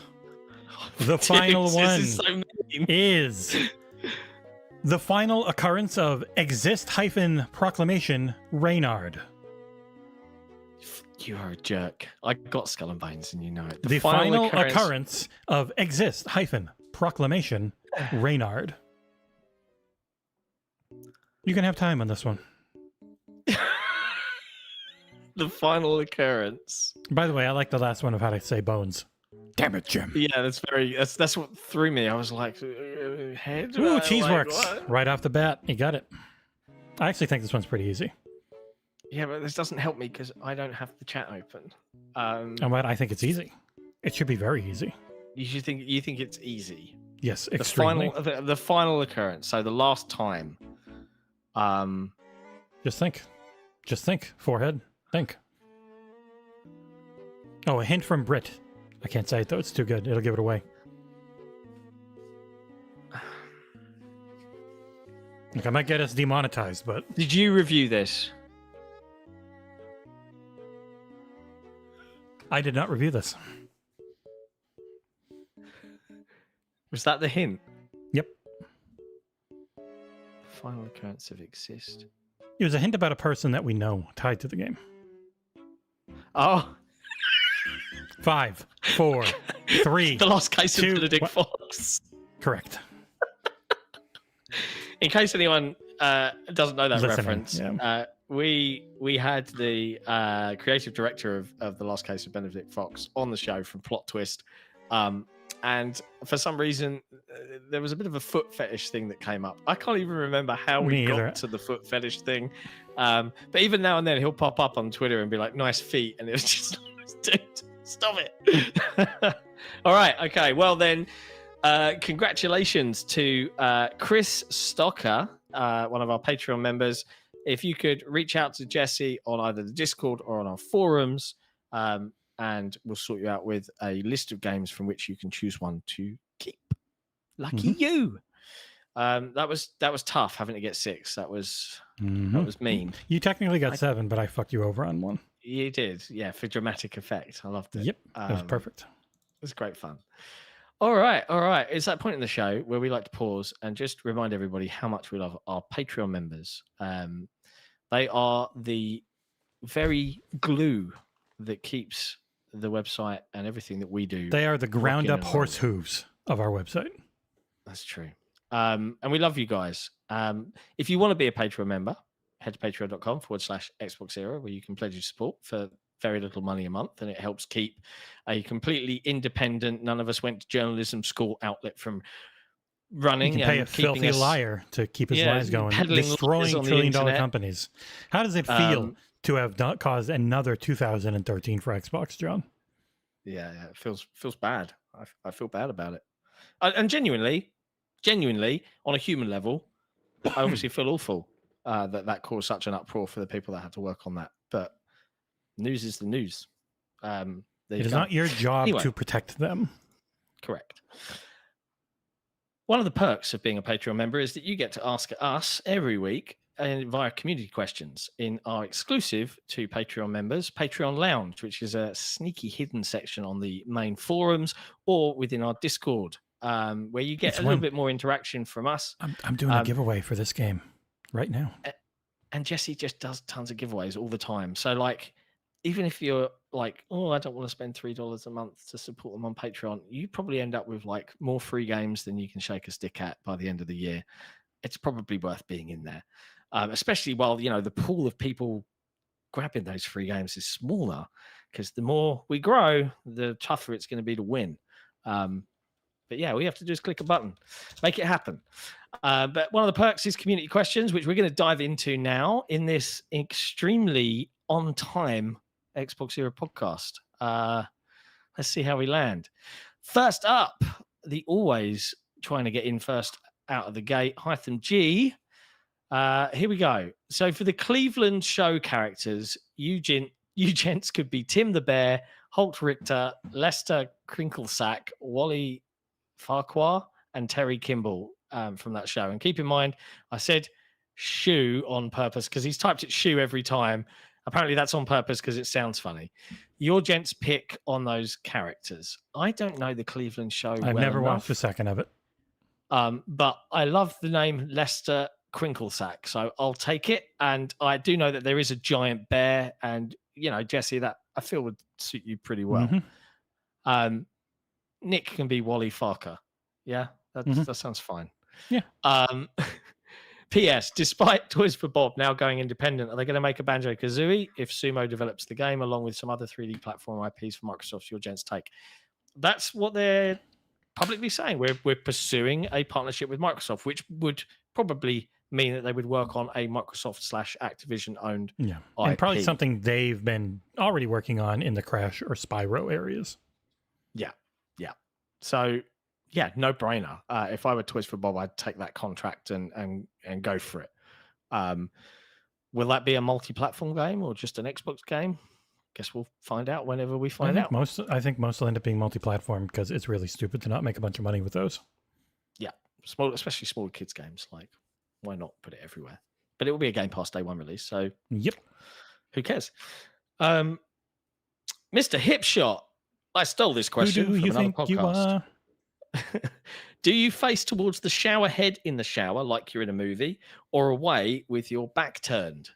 I know we all turn around in the shower, but if you stop and kind of stand there, which way do you face? I face away, so shower head behind me. I face to the wall, arms like this. Just let it hit me. So I'm faced to the left if you're looking at the shower, and I just let the shower hit me on the back, and I'm just like, nice cold front with the wall, shower in the back. I'm also inclined to say that I don't have a shower head that comes out at an angle. I've got what's called a rainfall shower. So it's like 60 centimeters squared, and it just, and it's glorious. And you can just stand under it directly, and it's like being rained on. But it's a really nice shower. Like I love. And in the chat, Tom Henderson has answered. His answer being, I face whichever way I can cry. I'm picturing you like, why? With a bottle of whiskey. He's hugging whiskey. You know, a picture of the Mandalorian in his hand. Why? Sure. Makes sense. But thank you, Mr. Hipshot, for inquiring on our bathing habits. We'll ask Nick next week about how he showers, and we'll let staring at a mirror. Going. Yeah. You know that scene in American Psycho where he's like kisses the bicep? That's Nick. That's what he does. But he never looks at his chicken legs. He's only looking at the upper body. Only the biceps. That's it. Okay. Hugh, XboxEra Patron. Hello. Where do you think both those consoles and exclusives will be in 10 to 15 years? After recent events, I've seen many podcasts and personalities suggest that both of these will be gone and everything will just be an app on your device, aka a screen. I personally do think everything will move to an app, just like Netflix, Disney, and Apple are now for TV and film. But what I do disagree with is the no exclusivity argument. Why would someone subscribe for an Xbox app over a PlayStation, Nintendo, Steam, Apple, or Nvidia app? The only reason people subscribe to the Disney Plus and Apple TV apps is due to their exclusive content. Also, do you think Xbox can use their every screen is an Xbox strategy to reach their 3 billion gamer target without expanding their wider portfolio? It still seems odd to me that Xbox are not trying to appeal to the wider Nintendo family-friendly market after the recent Toys for Bob news. There's a lot to unpack here. Are 1000% going for the family-friendly market, because the family-friendly market isn't actually family-friendly games. It's Call of Duty and Fortnite and Roblox and Minecraft, and that's the kids market, like GTA Online. You don't think, oh, family-friendly. It's like, yeah, it's not family-friendly, but it is the huge market. And also, sorry, Selfish Burrito, but 10. Mash just gifted 10 XboxEra memberships in the chat. Anorexic got one. Thank you, Mash. You're so nice. Hooray! But yes, I don't think it's an app-only future. I do think local hardware, like the cloud's way too goddamn expensive to run. And that's what a lot of companies are realizing, like, oh, it's actually really expensive to do a good cloud because we've got to pay for all the hardware at first, and we have to pay to run all the hardware, which is a lot of money. It's like, why is PlayStation 5's streaming so great? Because it's stuck on PlayStation 5 only, and it's very small in its capacity. So they're like, we can push that really hard. And Microsoft's like, if we did that, it would just cost us insane amounts of money, and there would be huge backups. Yeah. It's like, it's there was very the whole Digital targets. Foundry comparison this week where apparently, despite it being Series X blades, they're pushing the Series S versions of games, which sounds really odd to me. Well, it's because they only stream at 1080, and it probably saves on power consumption. Yeah. But really it's that thing. It's like they only do 1080. They aren't the highest bit rate. They aren't all these different things because it's also part of a subscription service, and it's an additional thing. As where like PlayStation or GeForce Now, you have to pay for the sub service and you have to own the game. And with all of them, it's actually only a subset of things. Like it's a very eclectic group of games you can stream on PlayStation Cloud. It's more and more on GeForce thanks to the ABK deal, funnily enough. But yeah, the thing with the cloud future and the app future, it just doesn't work the same for games for me. I think local boxes will always matter the most, and the openness will be having your store essentially on more hardware. Like PlayStation's going to have their PC launcher that ties into their box. Xbox has their PC launcher that ties into their box, and then Nintendo just Nintendo's. I think that there's so many things to unpack here. The bet that Microsoft, I think, are making, this is speculation. Didn't go to journalism school, but I know how to speculate. I think the bet they're making is we have 50 million Xbox customers, right? Or 60 million, let's say, something around that ballpark, right? And they have remained with us since Xbox One. All of their games are here. All of their saves are here. All of their friends are here. They're not going to give up on thousands of dollars worth of purchases and accounts and, you know, all of this jazz and the Game Pass subscriptions and go out and mainline another console, regardless of what the bubble on Twitter mates scream and shout about. They feel like they're locked in. So they feel like, well, if we can't grow beyond that, we can safely start putting things elsewhere and start experimenting, because that is our locked in core, and we can always sell hardware to those guys because they always want to get the next thing, because we're always going to support backwards compatibility. That, I feel like, is Microsoft's general goal. I don't see a future where everything is just on an app, because local hardware, because of the hobby that this is still so inherently important, and nobody's connection everywhere is perfect, and you want to be able to sell to everyone. So I don't see that changing even in the next 10 years. It would take a huge substantial investment and improvement in how technology works for that to make a big difference. The whole 3 billion gamer target, I don't think, it's a nice buzzword, but it's not reality. Yeah, if they get 10% of that, they'd be happy, because it'd be 300 million. Like, Exactly. Like it's cool to say that 3 billion people across the planet play games, but it's not. And I think that's like their target of who they want to try to get to play. We've got this pool of 3 billion people that we can potentially have as customers. Not we're going to get 3 billion. Just it's like there's this many people. How many of them can we get to start giving us money for across various devices? With the main one being mobile. Yeah. So yeah, it's an interesting time right now in this industry. Yes, there's a lot of cuts and contracting. It isn't a crash yet, right? So maybe move that word out of your brains. It's not. Yeah, they're still making money, unlike so in the much. 80s when they just stopped making much money and couldn't actually afford to run. Yeah, but it's definitely experiencing some stagnation, I think, and it's lots and lots of different industries and businesses going, how do we figure this out? How do we make this point? I remember I can't remember the quote exactly, so I'm paraphrasing, but I think Phil Spencer talked about how companies like and old school publishers like Sega and Nintendo, constantly reuse their IPs, and how a lot of publishers were always chasing the next big one instead of making it about their brand and their IPs. And I think Sega's the first one that's kind of realizing, oh, well, actually, we've got all of these people that really loved Crazy Taxi and really loved, all of these old school games. And if we bring them back with fresh twists and modern controls and beautiful graphics, we could really please and evangelize that group and make some cash. So, there's lots going on, and it's going to take another 5-10 years before we really see what the lay of the land is. But I don't think hardware's going anywhere, and I don't think everything will be app based. But I do see a world where Microsoft will make partnerships with anybody, manufacturers of OEMs of TVs or other appliances or tablets, that they'll have a dedicated chip in or something. I don't know, but I'm sure Nick might have talked about that at some point. But yeah, there you go. That's the answer. And I would just like to talk to the Red Sippy in chat. I know the bitrate's low. I don't have a choice. It's the only internet I have now. I used to have, I was able to push 18K bitrate at 1440p. It was gorgeous. I loved it. But then because somebody was spoofing my IP, they said, no more internet for you. So now I'm on cellular internet, which I could probably push about twice the bitrate I am right now. But it's just not worth it for the times it dips. And then it cuts out. And then John loses his mind and starts crying, even though the audience doesn't care that much. It's true. So, yes. I'm just reading this in the chat that the background feels... It is the first person I've ever seen complain about the way the background looks. I know it's a low bit rate, but in general, it looks normal. I've never seen a complaint about Predrag's artwork. Well, I think the thing is most podcasts kind of look like this. I'm generally running at a bit rate that's very similar to 6K H.264 codec, but I'm on 3 to 4K AV1 encoding, which is the new fanciness. It's real nice. If I could push that to 10K, it would look friggin' gorgeous. It would look perfect at 1080p. Hopefully July when I get my Spectrum back. We'll see. Okay. I mean, he's saying he's watching this on a 4K TV. Oh, I know. It's on my TV right over there.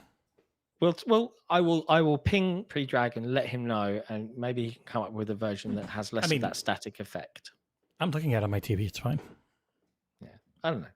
Anyway, next up, first-time Patreon community question from once freebie member, now paying Patreon 10K. Long-time listener, first-time Patreon member, first-time question. This question is for everybody except Nick because he's not here. But he's also put, we only want the opinions of full-time XboxEra members here. I mean, that's not hugely fair because if Nick could do it and if we could afford to do it because we had thousands of patrons, we'd do it in a snap, but we have to build to this, it's a slow process, right? And it's a big risk for me and a big risk for Jesse doing it. And in 6 months, it might all fail and I'll have to go back and get a job. It'll be another lying failure from the liar. From the liar, yeah. Gross. Anyway, with Saber Interactive buying their independence from Embracer and 2 Embracer studios already working on Xbox first-party games, what are the chances that A, Xbox helps fund the publishing of the KOTOR remake that Saber was working on, and B, Xbox scoops up all of the Crystal Dynamics, Eidos Montreals, and their respective IPs, Tomb Raider, Deus Ex, etc.? To me, KOTOR is a huge nostalgia play, as next to Halo 1 and 2 was probably the biggest game on the OG Xbox. There were some in the community that were disappointed when it was announced as a timed exclusive for PlayStation 5. For Crystal and Eidos, they've already been hit by layoffs, and I want to see Microsoft save them and their IP before Embracer guts them even more.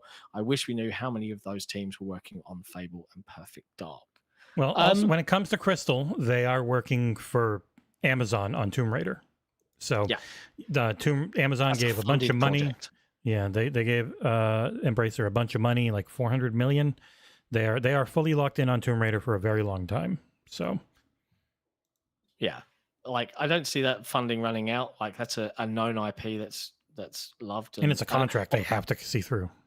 Yeah, and also the only downside of that is I heard they've moved away from the previous engine used for all of the Tomb Raider games, which was an excellently optimized one of the engine. best ever. Yeah.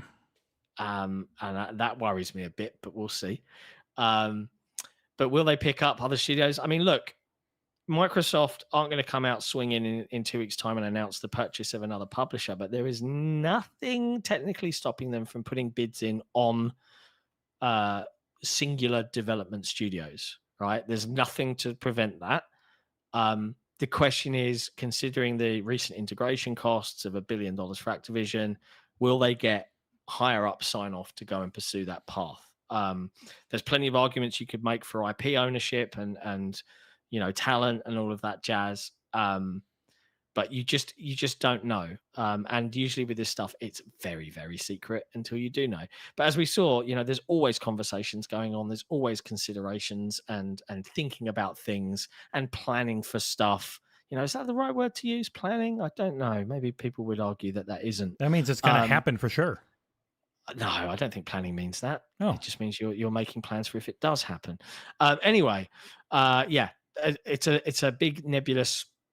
We'll have to wait and see. But I wouldn't complain. A big thing for them is going to be, are you close to putting a game out? Because they bought a bunch of people who had just put games out and then had to wait a long time to get anything else from them. And so that's just a long time to have bought someone, integrated them, paid them, and you're just waiting for them to give you something back. So they already done that a lot. They have technically enough. I know Phil would always say, always more. But it's still, they also have to sell it to the big wigs that it's not going to upset the shareholders, that, hey, your profits are down because you bought yet another thing that isn't making you money right away. Like ABK just makes them money the moment that first quarter's done and they've started integrating, and then Call of Duty Mobile hits, and they're like, there's just money raining down from the sky nonstop. So when you look at smaller studios, they've done a lot of smaller studios. Like they got Double Fine. They've gotten one game from them immediately, nothing since. They had in Exile, they had one game from them a little after that they didn't publish, but they had to get the rights on, and nothing yet. But Clockwork Revolution, finally close. Playground prints money with Forza. Perfect.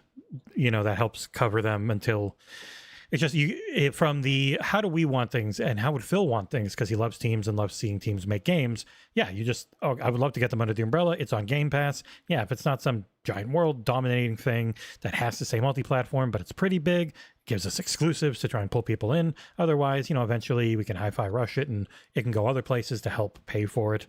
But businessmen, for as brilliant as they can be, are also very stupid and quite often very behind the times and the trends. I think I was talking, I think it was Grubb was saying, like, he had a friend who worked at IBM, and it was like the executives there were always about 10 years behind every trend. Like you would explain, and they just wouldn't get it. They were always thinking behind. And so that's always the struggle, because they're looking to make the shareholders happy above all, not you and me. It's a shame. But I wouldn't complain if Microsoft picked up Eidos, Crystal Dynamics, any of those teams. Yep. Like, I'd be very, very pleased. Yeah, Guardians of the Galaxy, Tomb Raider games, like just some. They're solid. The recent things. They know what they're doing. Even Marvel's Avengers, if they just let it be a single player game, would have been incredible. Yeah, it was a really good single player game that just got ruined by Square gas interference. Yeah, live service monies. All right, Jesse brother. Happy 201, you marvelous gronks. I have to say, last week's episode 200 podcast was pretty great. Lots of excellent guests, even ones I'm not normally the biggest fan of. The one that surprised me the most was RGT. I always disliked that guy, but like Jess told me, he seems to adapt well to the group he's with at the time, which might explain why I disliked him so much before, because I only knew him when he was surrounded by extremely unlikable dudes like Spawnwave and Dreamcast Guy. But when he was with you guys, he was very likable, because you all are, even Nick. Oh, no. Aww, that's really sweet. So I do think the news of Respawn's Mandalorian game getting cancelled was a bummer, but as Andrew Wilson said, they want to focus on their own properties. Fine. Time for Titanfall 3 then, Andrew. I wish. Yeah, dreams. Speaking of sequels, my question this week is, now that Remedy acquired the rights to Control from 505 Games, yep, that is true, they did. Check out XboxEra Headlines, episode 2. Do you think that soon means there'll be a sequel in the works? I sure hope so. Also, I noticed Hytham said gents 3 times in his question this week. Coincidence? I think not. That was good. Yeah, I certainly think that they would look to make a sequel to Control in some form. We know they are. Utilize the IP. They got Control back. They got the rights. So it wasn't just Control. They got the rights for Control, Condor, which is the multiplayer side project for Control, and Control 2, which is a sequel that is in planning. Like, those are the rights for publishing that they got back. So yes, there's definitely going to be a sequel if they want, because they now can just make their own. And that was another thing. They got it back from 505 Games, who let go a bunch of people and closed offices, and we're struggling. There was $17 million to buy back the Control stuff, which helped them. So yeah, there you go. Omen. What a wild and depressing week for the game industry. While much of the news about AAA game development is not looking good, it does make me think about Microsoft's plans and how they seem to stick to pseudo AA budget games like Avowed, Hellblade, Grounded, and Hi-Fi Rush. Do you think Microsoft's strategy here is to make lower risk AA title like games that might be more sustainable options in the long term? I certainly think that that's part of it. I don't think they do not push, and keep me honest here, chat, keep me honest here, Jesse. I don't feel like Microsoft in every regard pushes to have, the best exploding fruit, the best wavy grass, the best textures, the best animations, the most mocapping, the most cutscenes, the directed by a famous film director stuff. But what they do try and do is, if they do want to lean into that, like I think Hellblade 2 is a fantastic example of this. That team said, hey, we want to make Hellblade 2, but we want to make it, we don't want to expand the scope of the game. We just want to make it the best it can be in this scope of an 8-hour single player, same kind of themes adventure. And Microsoft said, yeah, how can we mitigate risk and cost on that? Well, we'll make it digital only, and we'll make it 50 quid because it's only 8 hours long. I love the fact that that's happening. As someone who kind of starts to resent these larger, I have to play them for 50 hours to see everything games, the idea of that I can come May 21st, or hopefully sooner, because hopefully I'll do the review on this one, I can put the game in or download the game, play it, enjoy the whole story once, and then it's done. Perfect. That's all I want from Hellblade 2. So I like that Microsoft experiments in that way. I don't know. What's your take, Jesse? I think that's been their whole thing, is trying to have this really wide diversity of genres, and some of those are the live service things you can just keep getting money from. Like, even you look at Flight Sim. Flight Sim has a huge marketplace on it that they can just keep making money from on that, but it probably wasn't a massive budget on the game. Grounded doesn't have that microtransaction thing, but again, it wasn't a huge budget. So it's like they always kind of have more options to choose from to see what is and what isn't working. And they can say, yeah, you can make the game you want, like, because they do have the other ones that will keep making money in the meantime. They bought the biggest friggin' one you could, essentially, in Call of Duty for the Western audiences. Like, there's nothing bigger. And when Call of Duty Warzone Mobile launches in March, that's going to help pay for a whole heck of a lot of people that work on other stuff. So, and I think, I look at it as well. Like, I think the media is going to have to come to terms with that. The games, it doesn't have to be about the prettiest and the biggest and the longest anymore. I talked about it with Insomniac when they saw Hellblade 2, and they're like, we need Wolverine to look that good. And I'm like, no, Wolverine's so much bigger scope. It's going to be so much bigger of a game in bigger environments and more realistic environments, not ancient Iceland. It's going to be modern day, like friggin' Canada and US and stuff. Like, making that look like Hellblade is just going to be insane. It's going to be so much work. You're going to be doing Red Dead Redemption style 4 years of crunch nonstop and spending 500 million or something. It's just no. If you focus on look good, look nice, maybe have a great art style like what Arcane Leon goes for with their stuff, and Austin with Blade. And Deathloop, or you go through any of their stuff, it's not like super technically proficient, but it just looks cool as shit. And if you've got your great work for animations and all that stuff, you put that on top of it, and you focus on the gameplay, and you pull the camera back, because from what we've seen, that freaking camera is way too goddamn close to Wolverine for how fast he's supposed to be. It's like, you don't always have to just feel expensive, but that is what they have. That is what that publisher has conditioned their fans to expect from everything. Yeah. And that's going to start to become a problem, because when every game has to look the best and be the longest and have the most, you're going to start to encounter problems. Like, if all of these games were so great, why aren't they selling to this 150 million install base? Why aren't they selling 150 million? I see in the chat, like, is Hellblade 2 budget to float around 50 to 100 million? Like, they don't have that many employees, so I don't know. Yeah, it's like, a I don't know. small team. Yeah, it's still a very small team. What? They built up the studio and Ninja stuff. Theory's so UK based, right? Mm-hmm. Ninja Theory's UK based. I'm gonna ping Microsoft, and I'd love to go and interview some of those guys and talk about the design philosophy in the game, especially. In you could also hit them. You could ping people at do Sea of Thieves and Playground. Yeah, I know. Yeah, I know. Well, Microsoft probably don't like me very much right now because I'm a filthy filthy liar. Oh, it's true.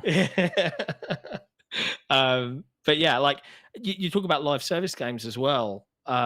It's really interesting to me. Like Grounded, they didn't pursue the live service route. That is a singular, contained thing, right? And there's plenty of gameplay to be had, but it doesn't. It's pretty, but it's not like the prettiest. But the art style helps carry it. And I wish more game developers and companies would lean into the fact that this is a visual medium. Realism isn't the bar. You know, style and how it feels to play should be the bar. Balatro looks incredible, is and bottom of the list. Yeah, like Balatro looks awesome, and it's literally just like a flat deck of cards, but it's got these cool filters and this look to it that just pops. And it, and it's smaller than 512 meg. Yeah, with that's small. With Grounded too, like they know it's a survival co-op game.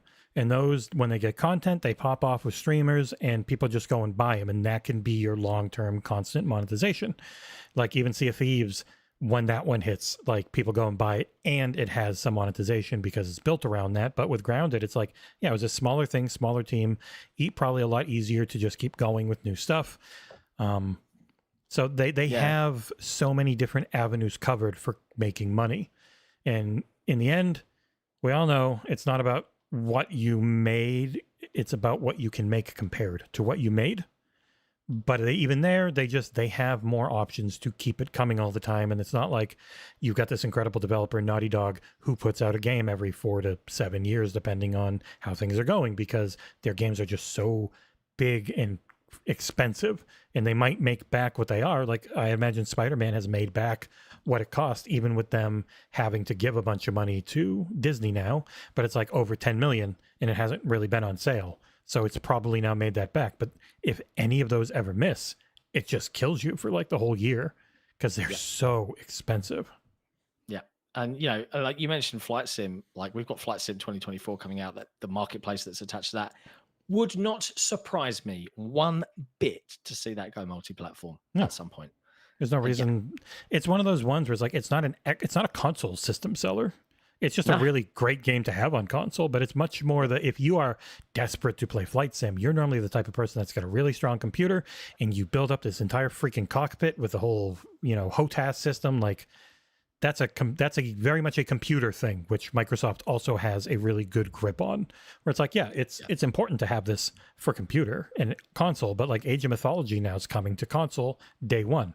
It's not going to be a huge console seller, but it also lets them get it on the cloud. Like they've got it there in everything platform in a way that they keep talking about for years and years, but people didn't want to think it meant what we now know, oh yes, it actually did mean everything. They weren't kidding. Like whenever that friggin' controller I got up there, the 20th anniversary one, which is just off screen, the little thing that everyone laughed at. When everyone plays, we all win. It's like, yeah, no, they truly believe that. They want to make money from all of you. You are all money bags to them. I will say as well, like, and we didn't cover it in the news, but I don't know if you know this, but apparently Sony PlayStation not having any major first-party release titles in 2024 until 2025 is actually a genius move. It's really clever. I don't know if you read that anywhere. I did, and you'll read it all the time because it is the typical go-to clickbait from content farms. Like they want you to hate click it, and they want you to copium click it, where you're like, oh, I really like this. I'm going to click it to see why I can now feel better about myself. Or, oh, this is weird. I don't really care one way or the other, but I wonder what their rationale is. Or they're fucking full of shit. Angry clicks. Like they want all of that. That's just, it is designed. It is clickbait. Just want that is like the definition of clickbait. So. Yeah. Made me laugh. Anyway, don't interact with that stuff on Twitter, guys. You're literally falling for it. Like, don't comment on it. Just ignore it. Okay, I hope that was a very long answer to Omen's question, but I feel like we did a justifiable job to it. We do have time. All the time in the world. We've got 3 more hours we're both to go. full time. Yeah. We can stick here for as long as you want. Mort, I love this. This is a nice, simple statement more than a question. Hello there. Love the headlines show. That's all. Hugs, Mort. Perfect opportunity to plug the show. If you haven't listened to it, it's on the YouTube channel. It's an exclusive audio podcast to our patrons as well. XboxEra headlines. Jesse and I getting together twice a week, talk through all the news. And yes, 10 a.m. Eastern. We'll be able to reserve that show as well. If there's like crazy news, boom, we'll be online to talk about it.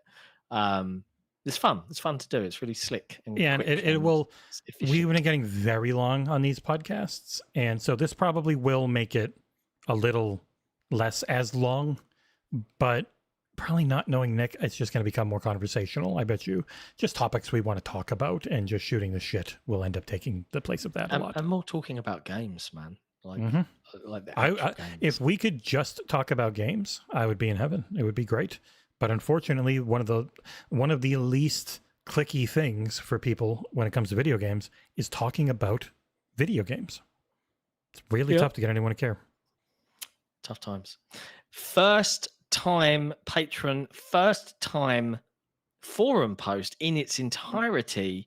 The wonderful HEBZZZZZ says, "Hey guys, this is my first post, so I'll do my best to keep it short. First, the reason my name has all those Z's is because back in high school during the original Modern Warfare, I would fall asleep sometimes on my boys while in the lobby whilst waiting for a search and destroy match. Second, I think in the next 5 years, we will see the golden era of indie and AA games. Budgets are way too big, and these companies are getting tired of risk, like Andrew Wilson of EA basically said when they killed off the Mando game. Finally, great job so far with your headline show overall. I think it's short and sweet and to the point, no fluff, and the pacing is on point so far. Having Tom on was a great guest as well. Keep up the great work and Semper Fi." Appreciate that, Hebs, and thank you very much for becoming a patron, supporting and interacting with the community. Welcome to the Cool Kids Club. Right up to being an MVP, not even just like a 3 I know, or 12. he didn't come in low. He was like straight in there, up high. Just as an FYI for patrons as well, if you missed the announcement on episode 200, there's a whole new swath of new merchandise for our patrons because we love you guys. So feel free to check it out. There's some really cool stuff that we've designed for you all. And there's some new stuff on the store, including a new design of the XboxEra podcast hoodie and t-shirt and all of that jazz. So go check it out. Next up, Radoski. Evening, guys. I've been listening for a while, and this is my first question here. Thanks, Radoski. Thank you for your support. Since Microsoft let Toys for Bob go, we can assume they won't grab Crystal and Eidos, right? Do you see them becoming independent also? Keep up the great work. That's I mean, I know we've talked about Toys for Bob, we've talked about Crystal and Eidos in previous questions, but that's a different question. Will Eidos and Crystal Dynamics look around them and go, why don't we go independent, guys? Like, we've got this contract with Amazon. We can just split off from Embracer, buy ourselves out, and go independent. Possible? I think so. In the current climate, risky also. It really depends on the capital that they have available to them to buy themselves out of the contracts, I guess, and ownership And I don't know what the answer to that and is. what IP would they have, if any? Like, that'd be the real expensive Because you'd part. want to try and take some of that stuff that's inherent to your studio with you, but if you can't, tricky. I don't know the answer, Radoski. I think it's a good question to ask, but I don't know. Jesse, I don't know if you have anything you'd want to add to that. It just comes down to like it felt like a very specific thing for Toys for Bob. They're just all working from home. There's less people. They're not probably bringing a lot of IP with them, and they can just do like contract work or try and make their own stuff. Eidos and Crystal are definitely bigger, more expensive where they're located. So I think it would be a much different and more difficult situation. Yeah. All right. 99 Rukin. Hello, everyone. Hope you're having a great and terrible day. What a crazy week. Toys for Bob goes independent. Saber buys their independence. The layoffs. So I'll get to the point. There's a rumor that Embrace are selling Gearbox. My question is, who do you think is buying them? I would think Microsoft, but then Toys for Bob happened. We kind of talked about this already. Does it make sense that Microsoft has a bid in? Well, our very own Special Nick in the chat said, I reckon Microsoft are taking a look. Guess we'll any company would take a look. Like taking a look literally just means to just see, which it's their due diligence to do. Yeah, they plan out like what that would look like, right? They do some sort of planning while they're considering. I don't know. So you're saying they are 100% doing it by using that word? No. I just think, like, that's always one thing that gets by people. We're making the joke because part of considering is you plan out how you would do things if you did go through with it. Like, but I digress. It's okay. I appreciate it. From one filthy liar to another. But yeah, like I can't answer more than that. I don't think 99 Rukin, but appreciate the question. Let's see what happens. So the weeks, the news doesn't stop running. We'll get more as the weeks come by. I can't believe we're in March already, man. Like 3/4 of the year down, nearly. All right, azuwizu. 3 words. Candle stuffing. Words arranged in particular order. In tide. I don't understand. Anyway, he also doesn't understand. He says, I don't understand the insistence of us community on getting absolute answers from corporations.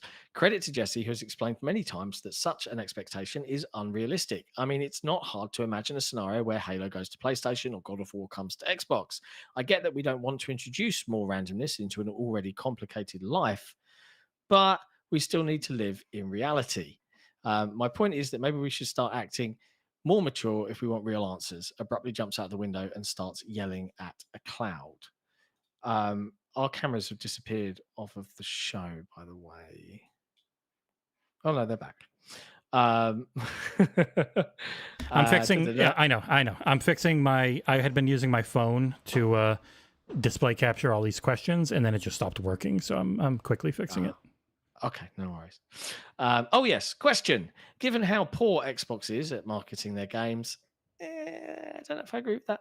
Do you think these games will achieve their objective of raising brand awareness? This most effective way I could think of would be to get PlayStation influencers to evangelize the game and brand. Otherwise, I have concerns.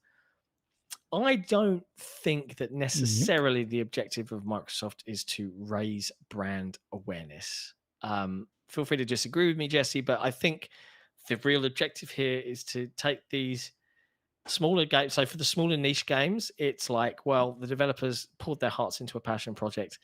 Let's release it so that as many people can play it as once instead of locking it down to one system, because that keeps our talent happy that other people get to play the game across everywhere. So there's one element there, and they might make some money. That's the side effect. Great. But the bigger games, and I think Sea of Thieves is the true big test. Sea of Thieves, Hi-Fi Rush, kind of. Will other players buy these games at all? Like, we don't know yet. Let's have a look at this in a couple of months' time when all of these other experiments are out. I think that Microsoft's primary goal is to make more money and make the whole market that they're in more sustainable. I don't think it's about brand awareness at all. No. Because from their perspective, they've already lost that customer to be a mainline customer on PlayStation or Nintendo. They're already there. That's where all their purchases are. That's where everything else is. Switch, maybe it's a secondary or a primary system, and they have a big boy console like a PlayStation or an Xbox as a. It's not. They've done some like tests and questionnaires and stuff, and it's not a ton.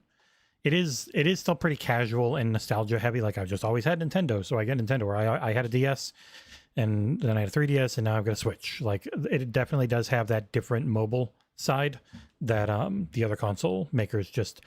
PlayStation could have had if they ever properly supported. Like the Vita was awesome hardware. They just didn't bother supporting it because the way they're set up, they're just a console company. And even if they get VR thrown on them or anything, they just are happy to not pay attention to it at all. Yeah. So. Yeah. So I think there's a myriad of objectives for Microsoft in a nutshell, but I don't actually think brand awareness is one of the big ones. I think it's about keeping the whole thing sustainable as an endeavor. That's the primary goal. And that's, I guess that's the fundamental point. If you as an Xbox customer are mad that your exclusive games are going to another console at some point years after they've been out on your console, but it means that you keep getting more games for your console that are probably exclusive for a year or two before they get that kind of port or whatever the case may be, and maybe even then it's not definitely happening because there's still going to be some titles that will never go. Why, if you're never going to leave because your purchases are locked in, why does it bother you? Like I've heard the argument and I kind of understand it that I could buy my PlayStation and just wait and then I get the best of both worlds. Sometimes that works, but also Microsoft are making an argument that their ecosystem, their reach across, and their features of their ecosystem are reasons to stay. I think they've got work to do there, big work to do to really make that more cohesive and more useful. Like there's good stuff there, but a lot of it feels really desperate and not quite connected as seamlessly as we would all hope. People don't think things are play anywhere, but like a Dragon Infinite Wealth is play anywhere. Like it just doesn't say play anywhere, but if it says playable on Xbox Series and PC, that means that one SKU works between them. Like with Tales of Arise, it was never smart delivery. It was actually an Xbox One version, a Series version, and now a PC version that are all completely separate. And so it will say that on their store page. But if you don't know that, you're just like, oh, the Play Anywhere branding made it nice and easy. But the companies don't seem to have to lock themselves into that anymore, where it just has that name. So, yeah, it's if they do a handheld, people keep saying, oh, give me an Xbox Store one. And I'm like, no, the point of them doing a handheld is if you can have everything that's on console, because that's way more than what's on the Microsoft Store. If it's every single Xbox 360, Xbox One, Xbox Series title in your hands, it is completely different than one that can go on the store. And I know people say, well, let it dual boot into PC. And I don't think they'd ever do that because security concerns. Because if you can get to the outside and see the file structure of an Xbox that's, the Xbox OS side of things, and someone will figure that out if it's a Windows dual boot, because Windows is not super secure. Like they haven't been hacked in the Xbox One and Series generations. Not because no one would want to. Everyone would want to do that just from it's interesting, fun, and we then get to play these versions of these games on PC side of things, but they don't bother because it just doesn't work right now. They've figured out a way to stop it, much to the chagrin of many. So, yep, cool. All right. Down to the last two. Good old Collingwood. Hello, John and Jesse. Happy podcast episode 201, An Odd Space City. In honor of this milestone, what is your favorite space game? Ooh, it's a good question. See, this is a question about actual video games, not the market or marketing or sales. It's an actual video game question. Favorite space game? I've got a few I could rattle off here. I mean, it depends. Like a game that takes place in space, a game that is about space exploration, space travel. Is space just a backdrop as a part of it for something more futuristic and sci-fi? There's a lot. I would have to go in various ways with it. Yeah, I'm gonna go in various ways. Like I could answer to you that I think the original Mass Effect trilogy and the 360 generation was a tour de force of brilliant. Like, think about what they did. Like, take a step back. They made 3 separate games that took into account everything that you'd done on the first and the second into the third. Now, I know the big hoo-ha about the landing, but the third game's great. Those people can shut up. Yeah. It's about, like, I loved the third game. Did the last 20 minutes make me scratch my head and go, what? Mm-hmm. Yeah, but it didn't negate the fact that I had a fucking amazing time the rest of the time. Like, I loved that series. I absolutely adored it. Not enough to review it. Do you know, mate, completing 3 games was a huge thing. I'm halfway through 3, and I kind of just took a hiatus because things got busy and life got busy. But I still, like, for me to replay very long adventure games like that with RPG elements and stuff is a big ask, but I love them that much. And I think they're incredible. Equally, Elite Dangerous. It was the first video game I ever played on the BBC Micro, way back. And I got to bring my father back into gaming with Elite Dangerous when they remade it as a reboot. And, you know, I watched how old would he have been? How old is Elite Dangerous now? When did it come out? 2013? Older than that, surely. I can't remember. However old it is, watching my older than me father go out and update his rig and buy an Oculus Rift CV1 headset and get the head tracking dongle. It's a good thing he did it on PC because they don't support it on console anymore. I know.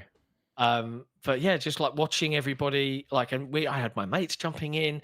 I mean, that was an incredible moment, and it was so fun to play video games with my dad again. It brought me back to my childhood. There's tons of stuff like that. Like, I love, and space in and of itself, the great unknown. Starfield, equally massive Bethesda RPG, was the first one that I really got into. Still haven't finished it. I do need to finish mainlining that quest, but I've spent tens of hours in Starfield, and I really enjoyed that universe. There's tons of really good. Space is a great setting for games. I love space games. There's one I mentioned. Well, you mentioned like Mass Effect, Starfield, and Elite Dangerous were the big ones. No Man's Sky in a different version, not a real version of space, but like this compressed one, you can just fly through and see the same 7 buildings 150 times, but it's still fun somehow. The other one I would mention, it's leaving Game Pass in a couple weeks, is Hard Space Shipbreaker.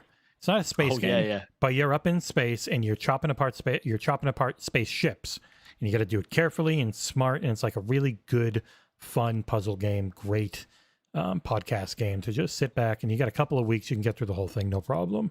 I would definitely recommend that one. It's on Game Pass on PC and console. It is leaving in 2 weeks, so I would definitely recommend Hard Space Shipbreaker, which I think I gave like an 8 or something. Nice.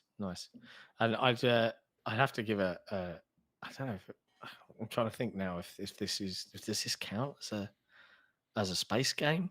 What's it called? No, Bluey? it's completely. No, I had a point in my head, and I was like sitting there. I'll just wait for you to finish, and I'll say it, and it's just like gone, evaporated out of my brain, which is awkward and frustrating. And yeah, I'm just going to leave it there. There's some space games. I like space games. They're good fun. Good question. I like questions like that. More of those. Last community question. Unless we suddenly start getting super chats being thrown at us, we're coming to the end of the show. From Dio Game, who says, "Hi everyone. Quick question. With the console market under periods of transition, do you think we'll see longer gens or shorter? Switch 2 will be 8 years after the first, and Microsoft internally expected Series 2 PlayStation 6 in 2028. But things are going Darkwing Duck rapidly." This is an interesting one. There are many people out there, and it's not so much, it's tailed off now, which is causing concern for Apple and Samsung and other phone makers, where people would buy a brand new £1,000 top of the range handset every year. Now, I get it. Mobiles and consoles are very different things. A mobile device, predominantly for everybody, is something you use every day, and it gets a lot of use, and it's an important thing to have. But do I see a world where under x86 architecture that, you know, they can just keep updating? Here's the newest Xbox, and now developers just have to tick this box for this SKU and this box for this SKU, and you know, we've got these AI technologies now that help generate frames, and we've got, you know, this trick and that trick to make it look the best it can look. Do I see that world rapidly approaching? Yeah, I kind of do. I don't think their generations have really been a thing since Jim Ryan said that PlayStation doesn't believe in them. Yeah, it was. Wait, he said they do believe in them. Oh, but, yeah. Sorry. Yeah. But then they actually didn't, and they just started putting everything everywhere. Yeah, I was telling the truth, but telling a lie. I don't know. Yeah, it's the thing that it's what Apple has led with, where like everything's just called the same every year. It just has a year before it, and eventually they just stop supporting a certain year with their stuff. And the rolling generations, where if you have this architecture and you can do these things, and most of it can just like go down or go up. Like I think that's a huge focus of the GDK is. You get these few targets and you can just put it in. You get a console version that hits the SKUs of the console, and you get a PC version. Like I definitely saw that with RoboCop. They updated RoboCop Rogue City with FSR 3 and frame gen on PC, and then a patch it the exact same day yesterday for Xbox that lets you toggle on frame generation, but it doesn't do anything. It's like that's the type of, you just make one version for Xbox and you also get your PC version. Like that type of future where you can have these things. A PC version has to work everywhere. Like the only new thing for PC versions is you got to use an SSD. Other than that, they go all the way back to like friggin' 5 gens of cards ago sometimes, depending on how you look at it with each company. I think that's what they want. How you do it, that's the big expensive question they have to answer, because I have no idea. Yeah. Be very interesting to see. But I wouldn't. I mean, me personally, as someone with, well, maybe I don't have any disposable cash anymore now I think of it. I wouldn't mind a new console. I wouldn't mind a new Xbox in 2026 or 2025. It's nice because we both have good computers, but it's like there are times you just, especially as a website focused on Xbox, where people want to know how does the console version work. Like if we can have an even better one when I'm getting to play all that stuff, I'd be all for it. Because right now, one thing that drives me nuts about Xbox games is everything on PC is auto HDR. Like it'll just make anything HDR, no problem. But it won't do that with everything on Xbox. Like I'm playing Expeditions Mudrunner on PC, and yeah, it looks better by default because I can set the settings just a little higher and it'll go 120 FPS. But it's also HDR, so the colors just pop so much more. But I have to review the whole thing on Xbox because that's what people want, so I barely played it on PC, which is where I probably would have preferred it in my scenario. But yeah, if there's a nice new shiny Xbox that XboxEra can pay for me to have to review games on it, and it runs just as well as my PC for a little while till I upgrade my PC, I'd love it. Or if there's a handheld that I got to start playing Xbox games on. Woo! Maron. Yeah, there's so much that I and like, despite the fact that I've got an absolutely ridiculously powerful rig, I'm not Randall 4, right? I'm using my 4090 to all of its capabilities as often as I humanly can. But I still play on console a ton because I don't like to sit here all day. I sit here all day for work, right? Which is this now, doing shows and things like that. And, I'm going to start doing some live streams next week. But there will be times where I'll be like, I just want to go lounge horizontally on the sofa. I would say the same, out. But to pimp this Hayworth chair, I've had it, for like almost 2 years now. I never have leg or back pain from it. And I always got that from every other chair I would do. It's like, yes, it's $1,700. It's insanely expensive. But if you're going to be on it 8 to 12 to 16 hours some days, like it's well worth it. The thing's ridiculous. Yeah, don't get me wrong. This chair is super comfy, but I still act like I'm. You didn't even bother 16. reviewing it. They didn't reply. Like I was like, hey, what's the deal? What do we do? And they just never replied to me. It was hilarious. But I often sit cross-legged on my chair, which is really, really bad for me. But I can't. I do it on the sofa. I sit cross-legged. It's a weird quirk, and I can't snap my brain out of doing it. But there you go. Anywho, that's it. It's the end of the show. That's all the community questions done. I suppose there's a little bit of housekeeping, as I don't think I've asked much verbally during the show, but if you would be so kind as to hit that like button if you're watching right now, I'd appreciate it. The XboxEra team would appreciate it because the algorithm demands it, and we need all the likes and the things.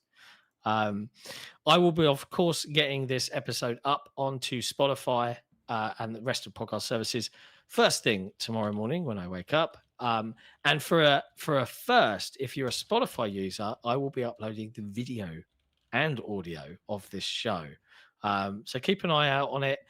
I don't know if it's going to work with 5-hour shows, but I'm certainly going to try it with this humble 2.5 hour. I think we'll most tour de likely be force. around this length more often thanks to headlines. I mean, if Nick was here, it probably would have been like 3 hours at least, because he would have really wanted to say the same thing about how upset he is over the Star Wars game being canceled over and over again. But yeah. And for everyone, like Nick's obviously out this week. I expect him back next week, refreshed and hopefully christened. Newly but religious. Until then, yeah, I know. I jest. But until then, a big thank you to everybody in the chat that came and hang out. Thank you for being so well behaved and lovely to communicate and talk with. We love you guys. And as always, if you're interested, as a final reminder, we have a Kickstarter in flight at the moment to get a copy of our 20 years of XboxEra, 20 years of Xbox book, second print run. It's live at the moment, 20 days to go. If you do want to get this needs book, a lot of help to make it. It needs a lot of help. So it's an all or nothing. So the 103 odd backers that have backed it so far, if we don't get more, it's just we're not going to be able to print it. So we really, really hope that you guys can come through and help make this a reality. If not, no biggie. We've got other things planned, including a 360 book for next year that we're going to be starting work on this year, so that we're kind of ready instead of doing it the other way around. And we love you guys, and we'll see you next time. Ciao for now.